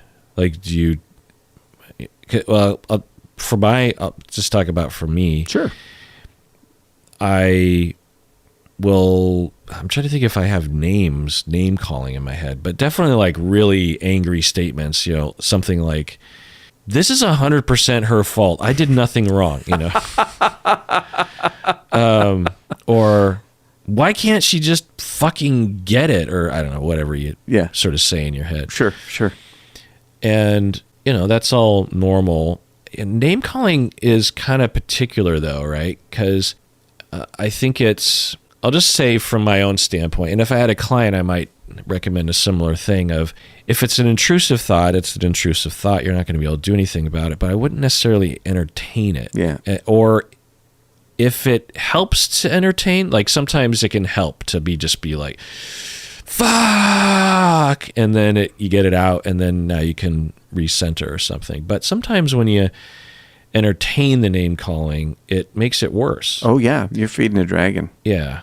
So for me, if a name calling session popped into my head, I think I've been in this situation where I will tell myself, well, Kirk, take it easy. Yeah. Like, you're not, I don't know what I would call myself. You're not a child, like, grow up. You're upset. Sure. It's okay to be, I'll just kind of talk to myself and say, you're angry, you're upset, you're hurt. She did something wrong. Fine. But you can't call her a name, like, grow up or something. Now, that's my version. I'm not saying that you're supposed to do that to yourself, but that's, I think that's better though. That's what I'll do. Like, entertaining it is a mistake. Yeah. It doesn't help and it does hurt. So I like what whoever wrote in, I like that's what they do, is they find a way to essentially let it go. Yeah. And then you ask, Ben, does it have to do with your childhood? You're saying you didn't have a great relationship with your mom. I mean, it's possible. I do Mine find... does. Huh? Mine does. How so? Well, everything comes out of my kidhood and my experiences of abuse and the way in which that sort of manifests now and the ways in which I cannot ask for what I want. So... But the name calling, do you think that would particularly come from childhood?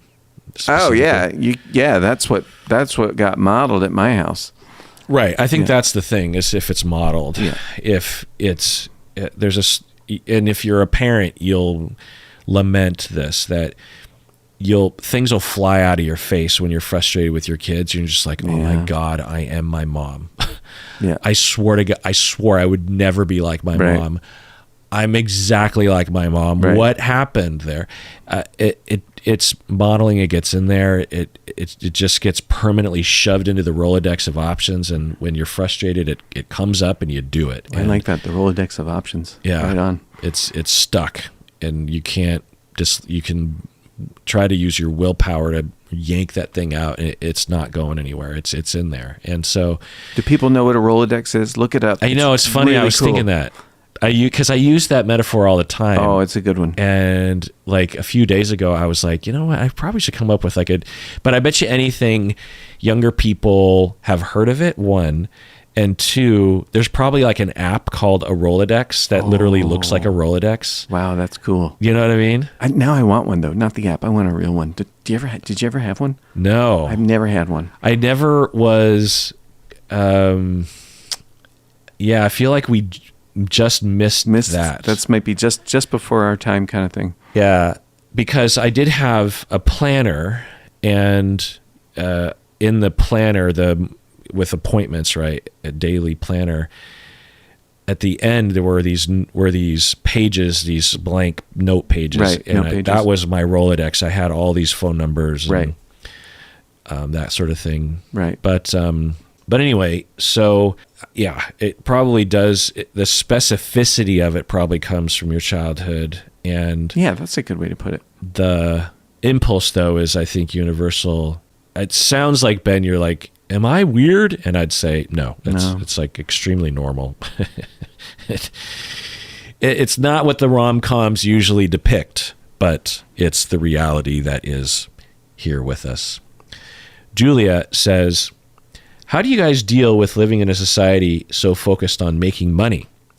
I am 23 years old, working as an engineer, getting my master's degree, and I constantly feel as though living in this rat race is exhausting and pointless. I feel so bogged down when I think about working for 5 days a week and having to spend my weekends doing my other housekeeping tasks. How do I feel satisfied with life? Does everyone feel this way? Bob, what do you think? Wow.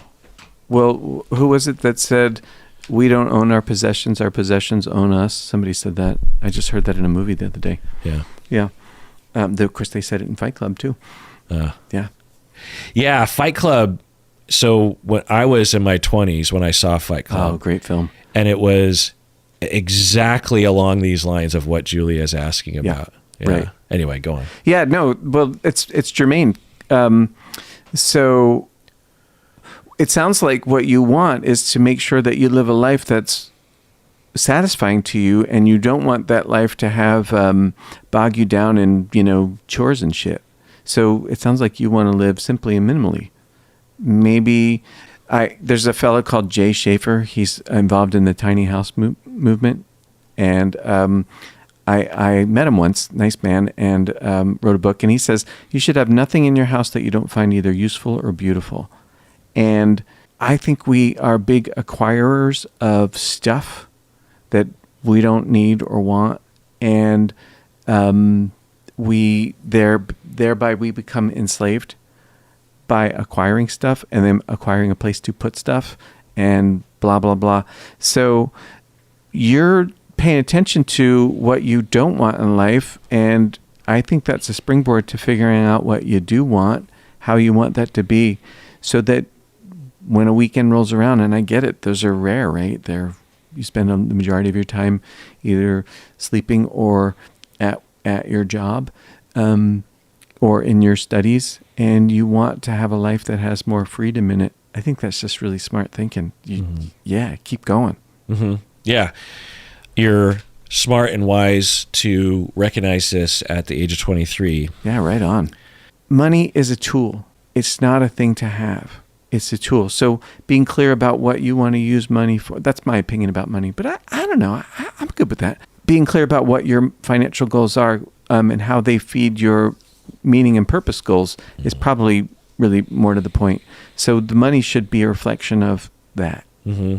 Right. Or the acquisition of money, a right. reflection of that. So Julia, I don't know where you're at, but I wouldn't be surprised if you're a product of our society that you were, maybe you had a good enough life, but a good portion of everything that you've been doing up until the age of 23 has been based on a materialistic premise of acquisition, lucrativeness, career, the house with the picket fence and the car and the mortgage and the vacations and, all the accoutrement that makes you a worthy human being in our society, because that's what the marketers want. They want us to believe that about ourselves because they make more money.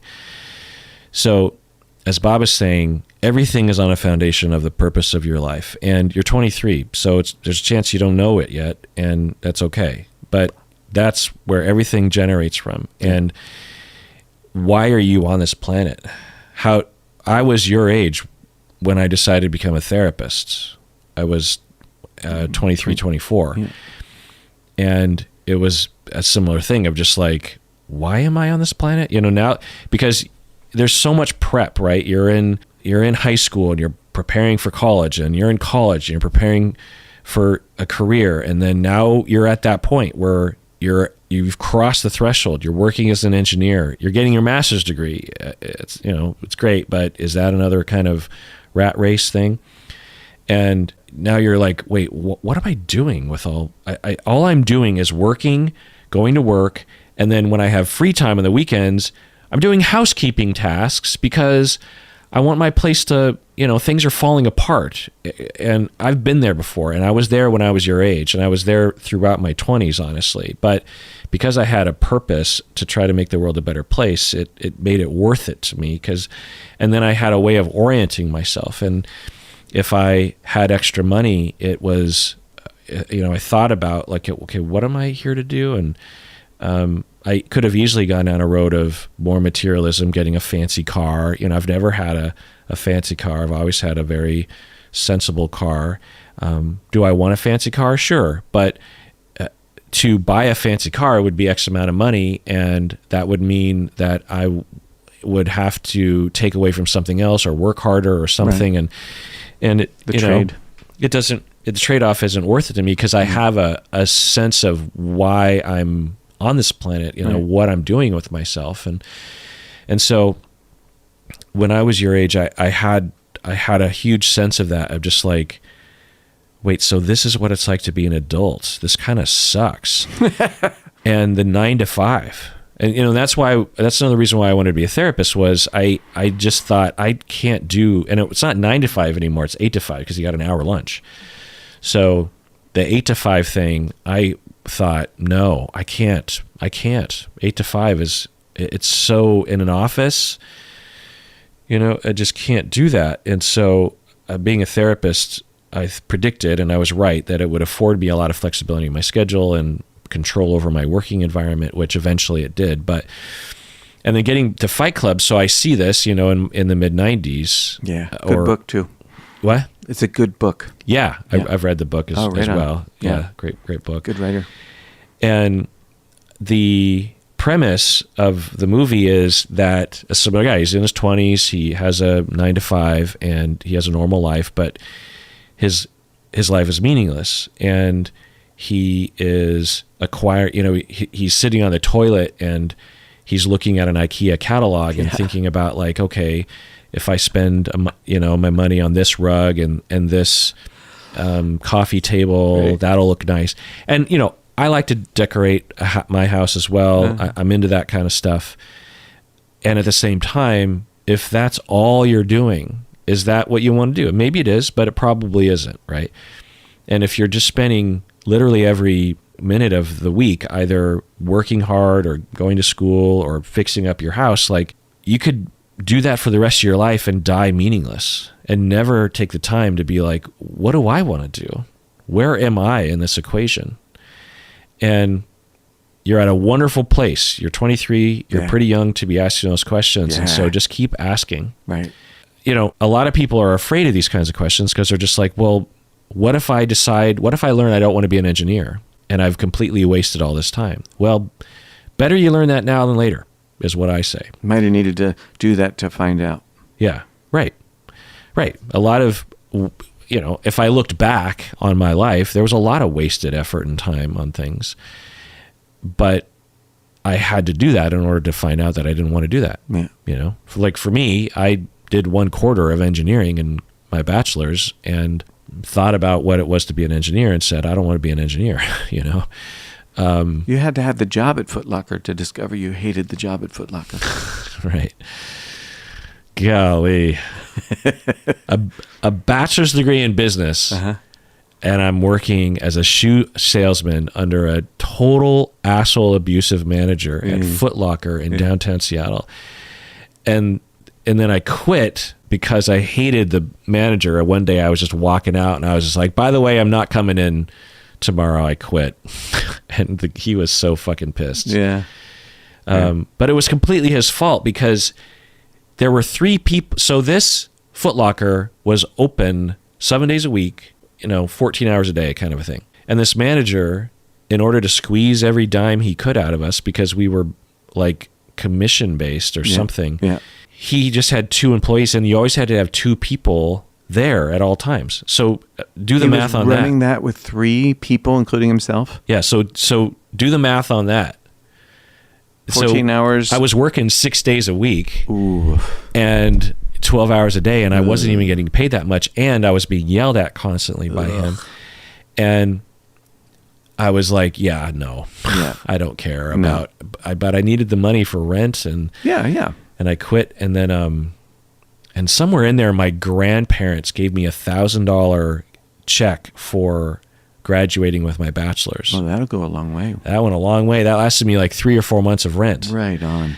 And then I was down to my last $5, and I had like a gallon of gas in my car. Right. Started driving around, and I saw Godfather's Pizza was hiring, and I just defeatedly and resistingly turned into the parking lot of that Godfather's in Ballard and applied, and I was a dishwasher because I needed just some money. You needed a job. It was pretty depressing, honestly. Oh, really? Yeah, a dishwasher with a bachelor's degree in business. I delivered pizza when I had a bachelor's degree in psychology, because what else do you do?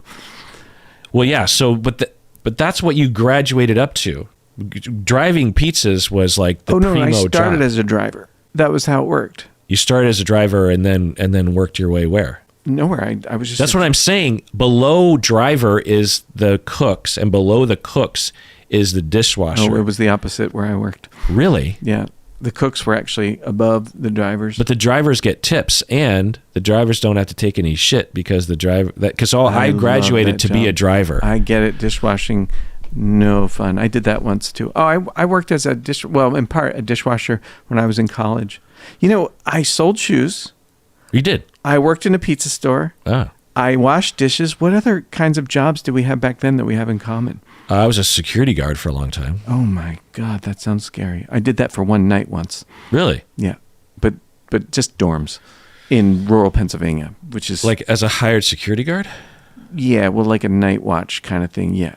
Huh. Because that was before they had card keys to get people in. They needed somebody there to make sure that nobody walked in that wasn't supposed to be there in the middle of the night. Mm. Did you have a uniform? No, just my clothes. I had a badge, and I looked like a cop, wow. Essentially. That sounds scary. Where were you working? Everywhere. All over downtown Seattle. Is this during school? Yeah. Yeah. What else? Ice cream man. Oh, I know. And you used to have that little change thing, and you didn't give it to me. God, those things are so cool. Mm-hmm. I was a dishwasher at a different restaurant, Denny's. I was a busboy. I assume you've been a busboy at some point. No? I was never a busboy. I was a dishwasher at Boston Sea Party, and then in the cafeteria at school, like the dining hall. I was a landscaper. I did that. Okay. Yeah. Paper route? Huh? Paper route? Nope. No, I did that. Yeah. I was I was a solicitor over the phone. Telemarketing. Yeah, telemarketing. I was a telemarketer for about 2 weeks, and I quit that job. Oh. That was awful. Funny. We have a lot of overlap. No, I had 2 telemarketing jobs. The first one was working for UW, calling alumni to get them to donate to University of Washington. Depressing. Which was, that wasn't so bad because I was a student there, an alumni. They were usually pretty nice about it. Yeah, right. And then my second telemarketing was also not super depressing because I wasn't selling anything. I was getting people to take surveys. Before you had online surveys, you had to call people. And they still do, I think. Sure. And, so I'd just be like, hey, and I actually used an alias. I said, my name is Kirk Smith, I remember. Kirk Smith. Smith with a Y, though. I don't know. I just said, hey, this is Kirk Smith, and I'm just calling. I want to tell you up front, I'm not selling you anything. I'm just offering a survey, and you can earn a $5 gift certificate or something. And like one contract that we had was for the lottery. And so there was often these surveys about like, have you ever played the lottery? What do you think about the lottery? What would get you to play the lottery? Those kinds of questions. And so that wasn't a bad job. I was a data entry person, Oh, I never did that. which was not fun. I don't know how to use computers. So. So I learned how to type 3-finger. a 3-finger on the number pad, yeah. which I still use to this day. It's awesome. Yeah. It's a great. Colleen can do it too. Yeah. Well, she great- works at a bank, so. Yeah. But, an 8-hour shift of just typing in numbers eventually. Yeah. No, I bet it. Yeah. Carpal tunnel and brain dead, right? Yeah, just brain dead. Yeah. I worked in an electroplating factory. Oh. They would dunk metal parts in acid and run electric current through so that they could get the chrome particles to stick, and then they would pull it out and we would polish them. Like car components? Could have been car components. It was a pretty small factory, so it wasn't car stuff. It wasn't like GM or something big like that. Like knobs and... Yeah. Knobs and wheels, flywheels. Yeah, I don't know what else. I only worked there for a couple weeks when I was between, I think, sophomore and junior year in high school. Why only a couple weeks? It was a friend of my friend's mom worked as the office manager, and it was just a summer gig that my friend would go to every now and again, and she needed someone to come with. So her and this other friend of ours, and then me, we would go there just sometimes. Just sometimes. I had 2 jobs stuffing envelopes. That's all I did. Wow. Have you ever had a job like that? No. Yeah. It was back when junk mail hadn't really been a manufactured that's assembly an line. industry now. Holy shit. Right. There's machines. But I think, and my impression is that in the early 80s, mid 80s, they would just hire a bunch of cheap labor like me. And actually, a lot of my high school friends, we worked in this one place in Issaquah, and you just folded stuff and put it in envelopes, and you did that as long as you wanted to, and you got paid for it. Right. It's sort of, I think it was that kind of job. It's like if you just went in when you wanted to or something. And then a friend of mine, actually, his dad hired us to do that at work. And you had to, that's when I learned that you didn't have to lick envelopes. You could use a sponge. With water on Right. it. Yeah. What other jobs? Is that the extent of my silly jobs? What was your favorite? Until I became a therapist and had more of the kind of case managing jobs that you had. Yeah. Right. What was your favorite? Not career jobs, just before that. Mine was delivering pizza. Yeah, I put that up there because, I smoked cigarettes at the time, so I could smoke all I wanted to. I listened to music really loud, and I drove around Ballard. And Ballard's actually mostly a grid, so it's pretty easy. Yeah, it's pretty easy to navigate. Again, you didn't have GPS, so you just had to know where it was in your mind's eye. Yeah. And when you have like 6 pizzas in your car and it's Friday at 7 and there's a game on, like you got to get those pies there fast. Oh yeah, I used to speed. Yeah. They used to say, how did you get there and back so fast? Because it was rural Pennsylvania. We would go out 10 miles, not just in the town. But I delivered like 10 pizzas to the local newspaper once. It was like election night or something. And so their staff were in. The best story I ever got is the guy got tipped a 6-pack of beer once. I just thought, that's such a great tip. Yeah, the tips were, I think I got paid more in tips than I did from the salary, from the minimum wage or whatever. And could you eat for free while you were there? Well, yeah. So so good. I mean, it wasn't like automatic, but usually every once in a while, maybe every other shift, someone would screw up a pizza. Oh, yeah. And then it was just left out. And usually for whatever reason, no one would really avail themselves. But me, I was so poor. I'm like, this shit could, because the other thing about Godfathers back then is they had this giant, like, I think it was like 18 or 20 inches or something. Big, enormous pizza. Yeah. It was like when pizzas were getting bigger and bigger and bigger. I don't feel like they do that anymore, but I don't think they do. No. It was this giant pizza, like, and you could, and Godfather's pizza has a lot of substance. It's not like super thin, so each slice could really do you for a while. And I remember I would take those home and feed myself. We could eat for half price when we weren't working, and they'd make crew pies when we were. I don't think I could have even afforded a half price Godfather. Oh, it was definitely a treat. Well, this was a pizza back then was like $7-8. Oh. And so, we'd get it for a half price. And then when I quit, they liked me enough that they would just keep giving me the half price PhD pizza. And State College is gone now, but. What's it called? PhD pizza. PhD. So yeah. Because it was in a college town. Yeah. Interesting. Yeah. I love that job. That was really fun. Oh, and I painted dorm rooms one summer. Oh. Yeah. That sounds awful. That was, it was okay. It was all right. Uh-huh. Yeah. Yeah, I did odd jobs like that, like helping out with construction at times. Oh, I never got to do that. That would have been fun. I still have a scar on my finger from slicing it from tile work. Wow. I feel like it's mostly after 30 years, it's mostly healed. But for a long time, I didn't have any feeling. I could still kind of feel it when I press up against it. Like the nerves aren't really quite right. Right. I don't know. I think I flipped burgers at Roy Rogers they're gone now, but they were a small fast food joint. Mm-hmm. They sold roast beef sandwiches. Mm. The guy, Roy Rogers, the cowboy guy, it was his thing, I guess, or whatever. He franchised it or whatever. I never did that. I was never a fry cook. That was a miserable job. I didn't like that mostly because of the hours. I would show up at 8 p.m. and work till 4, and all the drunk kids would spill out of the bars at like 2, and the place would be open till 3, and then an hour of cleanup. Mm-hmm. It was gross and just depressing. So my one experience with that was I was a busboy at Denny's, which was open 24 hours in Bellevue, Eastgate specifically. Oh, really? Eastgate? Wow. Yeah. It's still there? No, the Denny's is long gone. Oh, is it? Yeah. Okay. I mean, unless they brought it back, but it changed into a Chinese restaurant last I knew 20 years ago. I don't know.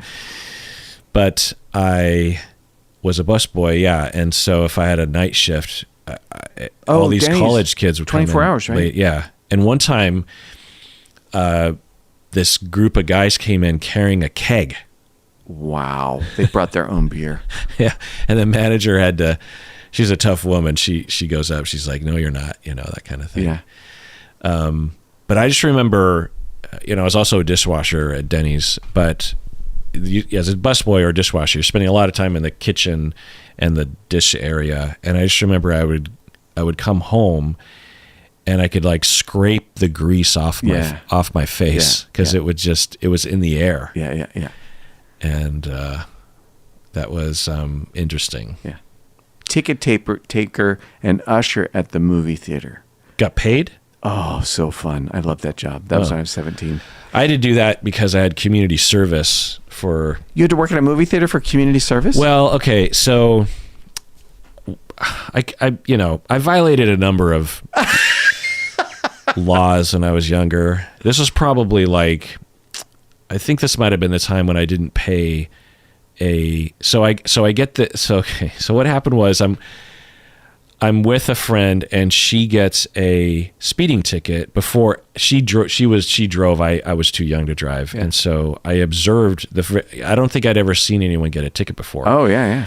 And for whatever reason, I walked away from the experience where she got a ticket that she didn't have to pay it. They would just call her, which I'm pretty sure is not right. No. We were in California, but I'm pretty sure but for some reason I walked away with the lesson of if you get a ticket, you just wait for them to call you, which is ridiculous, right? Yeah.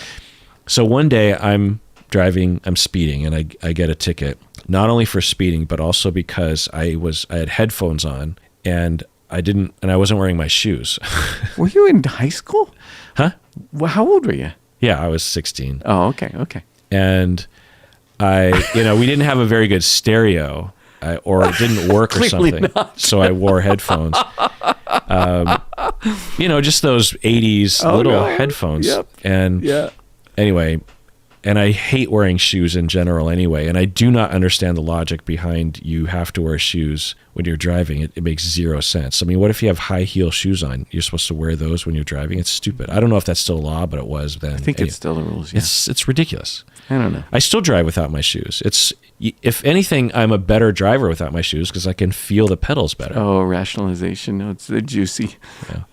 So I get this ticket and I'm waiting for them to call me. So then I just sort of go on with my life figuring like, well, Sure. you know, and months pass and I'm a kid, so I'm not very responsible. Well, it turns out that they revoked my license, Yeah. but they didn't tell me. They Right. just sort of took it. Yeah. And then my insurance company, which is my dad's insurance, finds out that I have a revoked license. So then they drop me from insurance. Sure.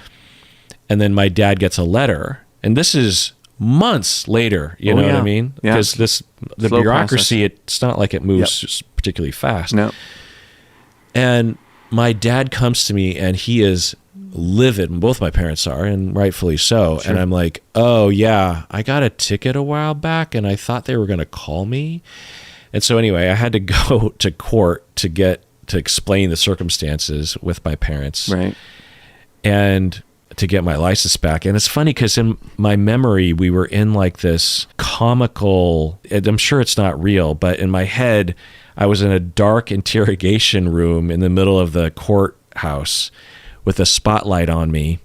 I mean, that's literally like the memory I have, but of course it must have just been just a regular courtroom. Right. But because I was a kid, and the first violation, they allowed me to go through student court.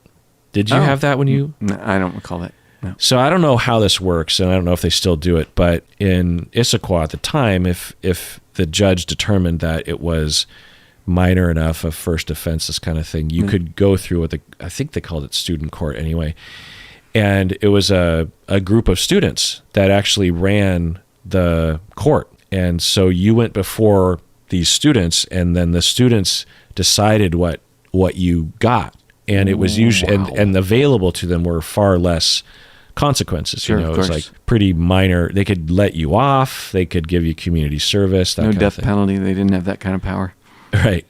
And so I go to the student court, and the student court is, headed by my friends, like good friends. It was typically the ASB, the president of the school, and which was Brian Yorkie, who is a good friend of mine. He went on to get a Tony for writing a number of musicals, one being, so it's about a family, it's a musical, and the mother has bipolar, like pretty severe bipolar, and originally I think it was called Feeling Electric because she, I think, spoiler alert, kills herself by electrocuting herself or something. So sort of a dark comedy in a sense, but trying also to be real about bipolar. Mm-hmm. But I think it's called Next to Normal, or anyway, I can't remember what the title is. But point is that he went on to do all these great things. He also wrote 13 Reasons, and he's written other things. Anyway, and then Lita, I think you might have met my friend Lita. Yeah. So she was like the clerk, and so Brian Yorkie is the judge. Right. Anyway, so they gave me community service, and I was like, oh, that sucks. And then Brian pulls me aside afterwards. He's like, so by the way, I have a way that you can get your community service done really easily. Because he was in drama, he was at the Village Theater in Issaquah, which is now kind of a renowned local theater. Yeah. But back then it was still renowned, but it was a small little affair back then. And he said, since it's a nonprofit or something, right, you can volunteer to work at the Village Theater, and that will meet your community service requirements. And so I was an usher, and I got to watch plays and just hang out with my friends for my community service. So I'm such a, I don't know what they call this. It's not really nepotism, but favoritism or connections or something. Cronyism. Although I did partially have to work at the pool, the city, Issaquah city pool. Yeah. I had to do work there, and that actually was kind of rough because you have to clean the pools, and there's a lot of squeegeeing. I remember that. But yeah, that's my whole story on how I worked as an usher like you. I wore we had like 4 or 5 of these like polyester green like tux jackets. They weren't really tux jackets. And we would just grab the one that fit the closest because you never knew which one was going to be there, right? So they're sweaty and grimy and they never get washed. And a clip-on black. This is a movie theater? Yeah. It's not there anymore though. It's like Fast Times, kind of. Yeah. What's Fast? Yeah, Fast Times. Yeah, like Fast Times. Yeah. And that was the summer that Ghostbusters came out, the original Ghostbusters film. And Terms of Endearment, I can't tell you how many times I've watched Terms of Endearment. We used to stand in the back of the theater and quote the lines. We would just get to know the movies so well. And Terms of Endearment is Jack Nicholson? Yeah, and Shirley MacLaine and Deborah Winger.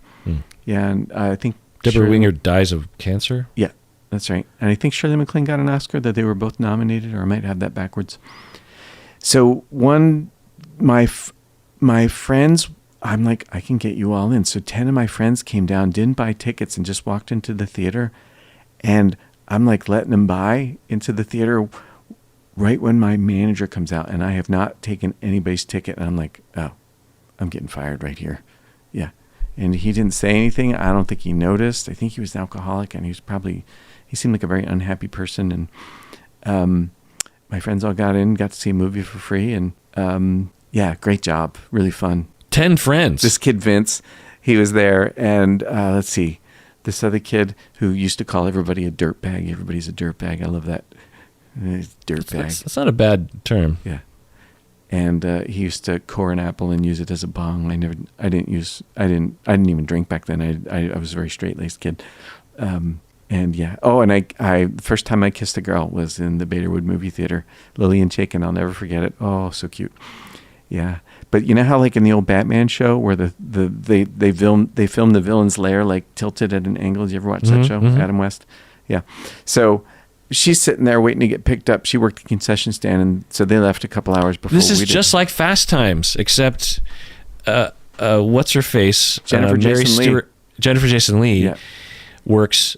She works at the hot dog place or something like that, across the mall from the theater, and so this is right out of that movie. Yeah.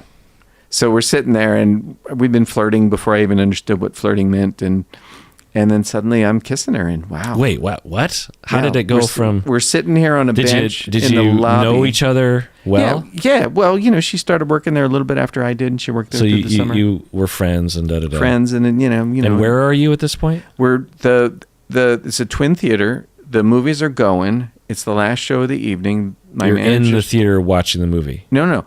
We're in the lobby. It's dark because we shut the lights down, and the manager's up in the projection booth just doing whatever he does up there and waiting. And you're just standing in the lobby? We're just sitting on a bench in the lobby, and she's waiting for her mom to pick her up, and I got to work there another 2 hours before, because when the movie lets out. What did you say about the tilting of the room? We're just sitting there, and my heart was pounding. Like that was like my You first... wanted to kiss her. Oh, yeah. You'd been thinking about it for a while. Yeah, and then it was just happening. I don't even remember. You sort of leaned in, went for it. I did, but I don't remember making a move. I just remember feeling like terrified. And the room was tilting. Tilting, yeah. You felt like the room was tilting, like you're in a Batman TV show.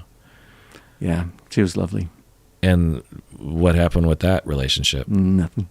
Did you see her again? Yeah, but I was so shy and torqued and shameful and guilt-ridden that I just closed up. Are you friends with her on Facebook? No. I'm not on Facebook. Are you kidding? You're on Facebook. I have a page on Facebook. I think you made it. I did? I think so. Funny. Yeah. That's funny. I mean, you've had the same profile picture, but so have I for a long time. Yeah. Well. That's a fun story. Yeah. And so you never knew what she felt about it. Like if she was upset, you never approached her again, or if she was like, who is this guy kissing me right now? I'm pretty sure it was the first one. Oh, really? That she would have liked to have pursued that a little bit, and I would have too if I wasn't, kind of messed up inside. Mm-hmm. Yeah. Well, what do you mean? What messed you up? I just felt like I'd committed a sin. Really? Yeah. What sort of sin? I don't know, the sexual sin, I guess. Yeah. It might have been the sin like of pursuing literally desire, God was going to smite you or something? No, I didn't. No, it wasn't like that. Not like that hard-on Catholic thing, though. I think it does have its roots in Catholicism. But I had done something that I wanted to do that would never be talked about in my house ever. And I thought I had broken a rule. And there's something wrong with you? Yeah. Isn't that weird? About as normal as it gets for a 17-year-old kid. Yeah. And my frame of reference was so skewed that I thought I was doing something bad or wrong. So internally you're saying what to yourself, so to speak? Let's see, what had I been saying? That I just did something wrong. You're a bad person. Yeah. How did you overcome that the first time you kissed her? The room was tilting. Didn't I get that part? That was just instinct. That's just like the body, like, hey, we are what we are, right? So it was overwhelming, the desire. Oh, yeah. She was lovely. Overrode your internalized shame. Yeah. But then you had time to think about it after. Unfortunately. Yeah. Don't think. It can only hurt the ball club. Is that from Caddyshack? Bull Durham. Yeah. Oh, Bull Durham. Yeah. Yeah. That makes me sad for your 16-year-old self. Yeah. Yeah. Because it's, some kind of reaction is going to happen. That's just normal. But that is rough. Yeah. Because I could see people going like, does she really, I sort of put myself out there. Sure. That's really vulnerable. Does she like me? And then you go into work the next time, you're kind of looking at her and she's busy and she's shy and you're like, oh, she's trying to tell me that she isn't really, there's that kind of insecurity. That's sort of normal. That's but normal. To feel like, that dad voice in your brain or something just telling you you're a piece of shit. Yeah. Because, the through line, correct me if I'm wrong, from I think what you've told me about your traumas before is that you did something for you. Yeah. Which automatically must mean you did something terrible. That's a baddie. Yeah. Like you're disgusting and wrong and deplorable. Yeah. Because you did something that you wanted to do. Yeah. That seems to be the catalyst. Something for me. Yeah. Yeah. And physical, which is a particular gremlin in your brain. Yeah. My people are not so good with that. Yeah. And then we became therapists. Hey. As jobs. As a job, right? Yeah. And here we are on the microphone. That's right. Who would have thunk? I wouldn't have predicted this stuff. Yeah. Yeah. I think it's kind of fun to talk about our first jobs. Yeah, that was fun. I don't know why. I liked those jobs. I mean, the tasks of the job, some of them were just, I didn't really like it, but I liked working. I liked having work relationships and friendships and stuff. And, yeah. I don't have coworkers anymore. Yeah, you're the closest you and I are coworkers. I'm your boss, technically. Oh, my God. In terms of the org chart. Jerk. But you're docking my pay for this, right? Yeah. I'm also technically kind of my own boss since I'm owner as well. But I hired myself as a manager. But anyway, I did not like all my jobs. There were jobs that I liked more than others. I had 2 security jobs, and my first security officer job was a sweet job because I basically didn't have to do anything. I just sat in a booth and did homework and listened to music and wrote music and right on. Wrote in my journal and had friends over and nice. And that was a sweet job. Yeah. And I actually got paid pretty well. But landscaping, I freaking hated. Really? Oh yeah, hard. Yeah. Summer, the sun beating down, pushing a lawnmower around all day. Yep. And I mean, they were motorized, but at the same time, and then weeding. And raking. Yep. It was hard work. Yeah. And this is before you had AirPods and stuff. Like you're just sitting there just with your thoughts. I remember there was this one day I'll never forget. I was so bored out of my mind weeding and I had an earworm of Sarah Smile by Hall & Oates. Sarah Smile, oh, won't you smile a while for me, Sarah? I know that song so well that I just sang that song in my head like 10,000 times because I was so bored out of my mind. Yeah. You know, today, if you got a landscaper job, you'd probably have podcasts and you'd be in heaven. Right. I'd be in heaven because Right. I'd get a chance, or an audiobook or something. Right. But back then, you're just sitting there, just staring at the Listening to freaking soil, just lawnmower bored out of buzzing your around, yeah. mind, you know. That was the worst part of jobs back then, was just the boredom.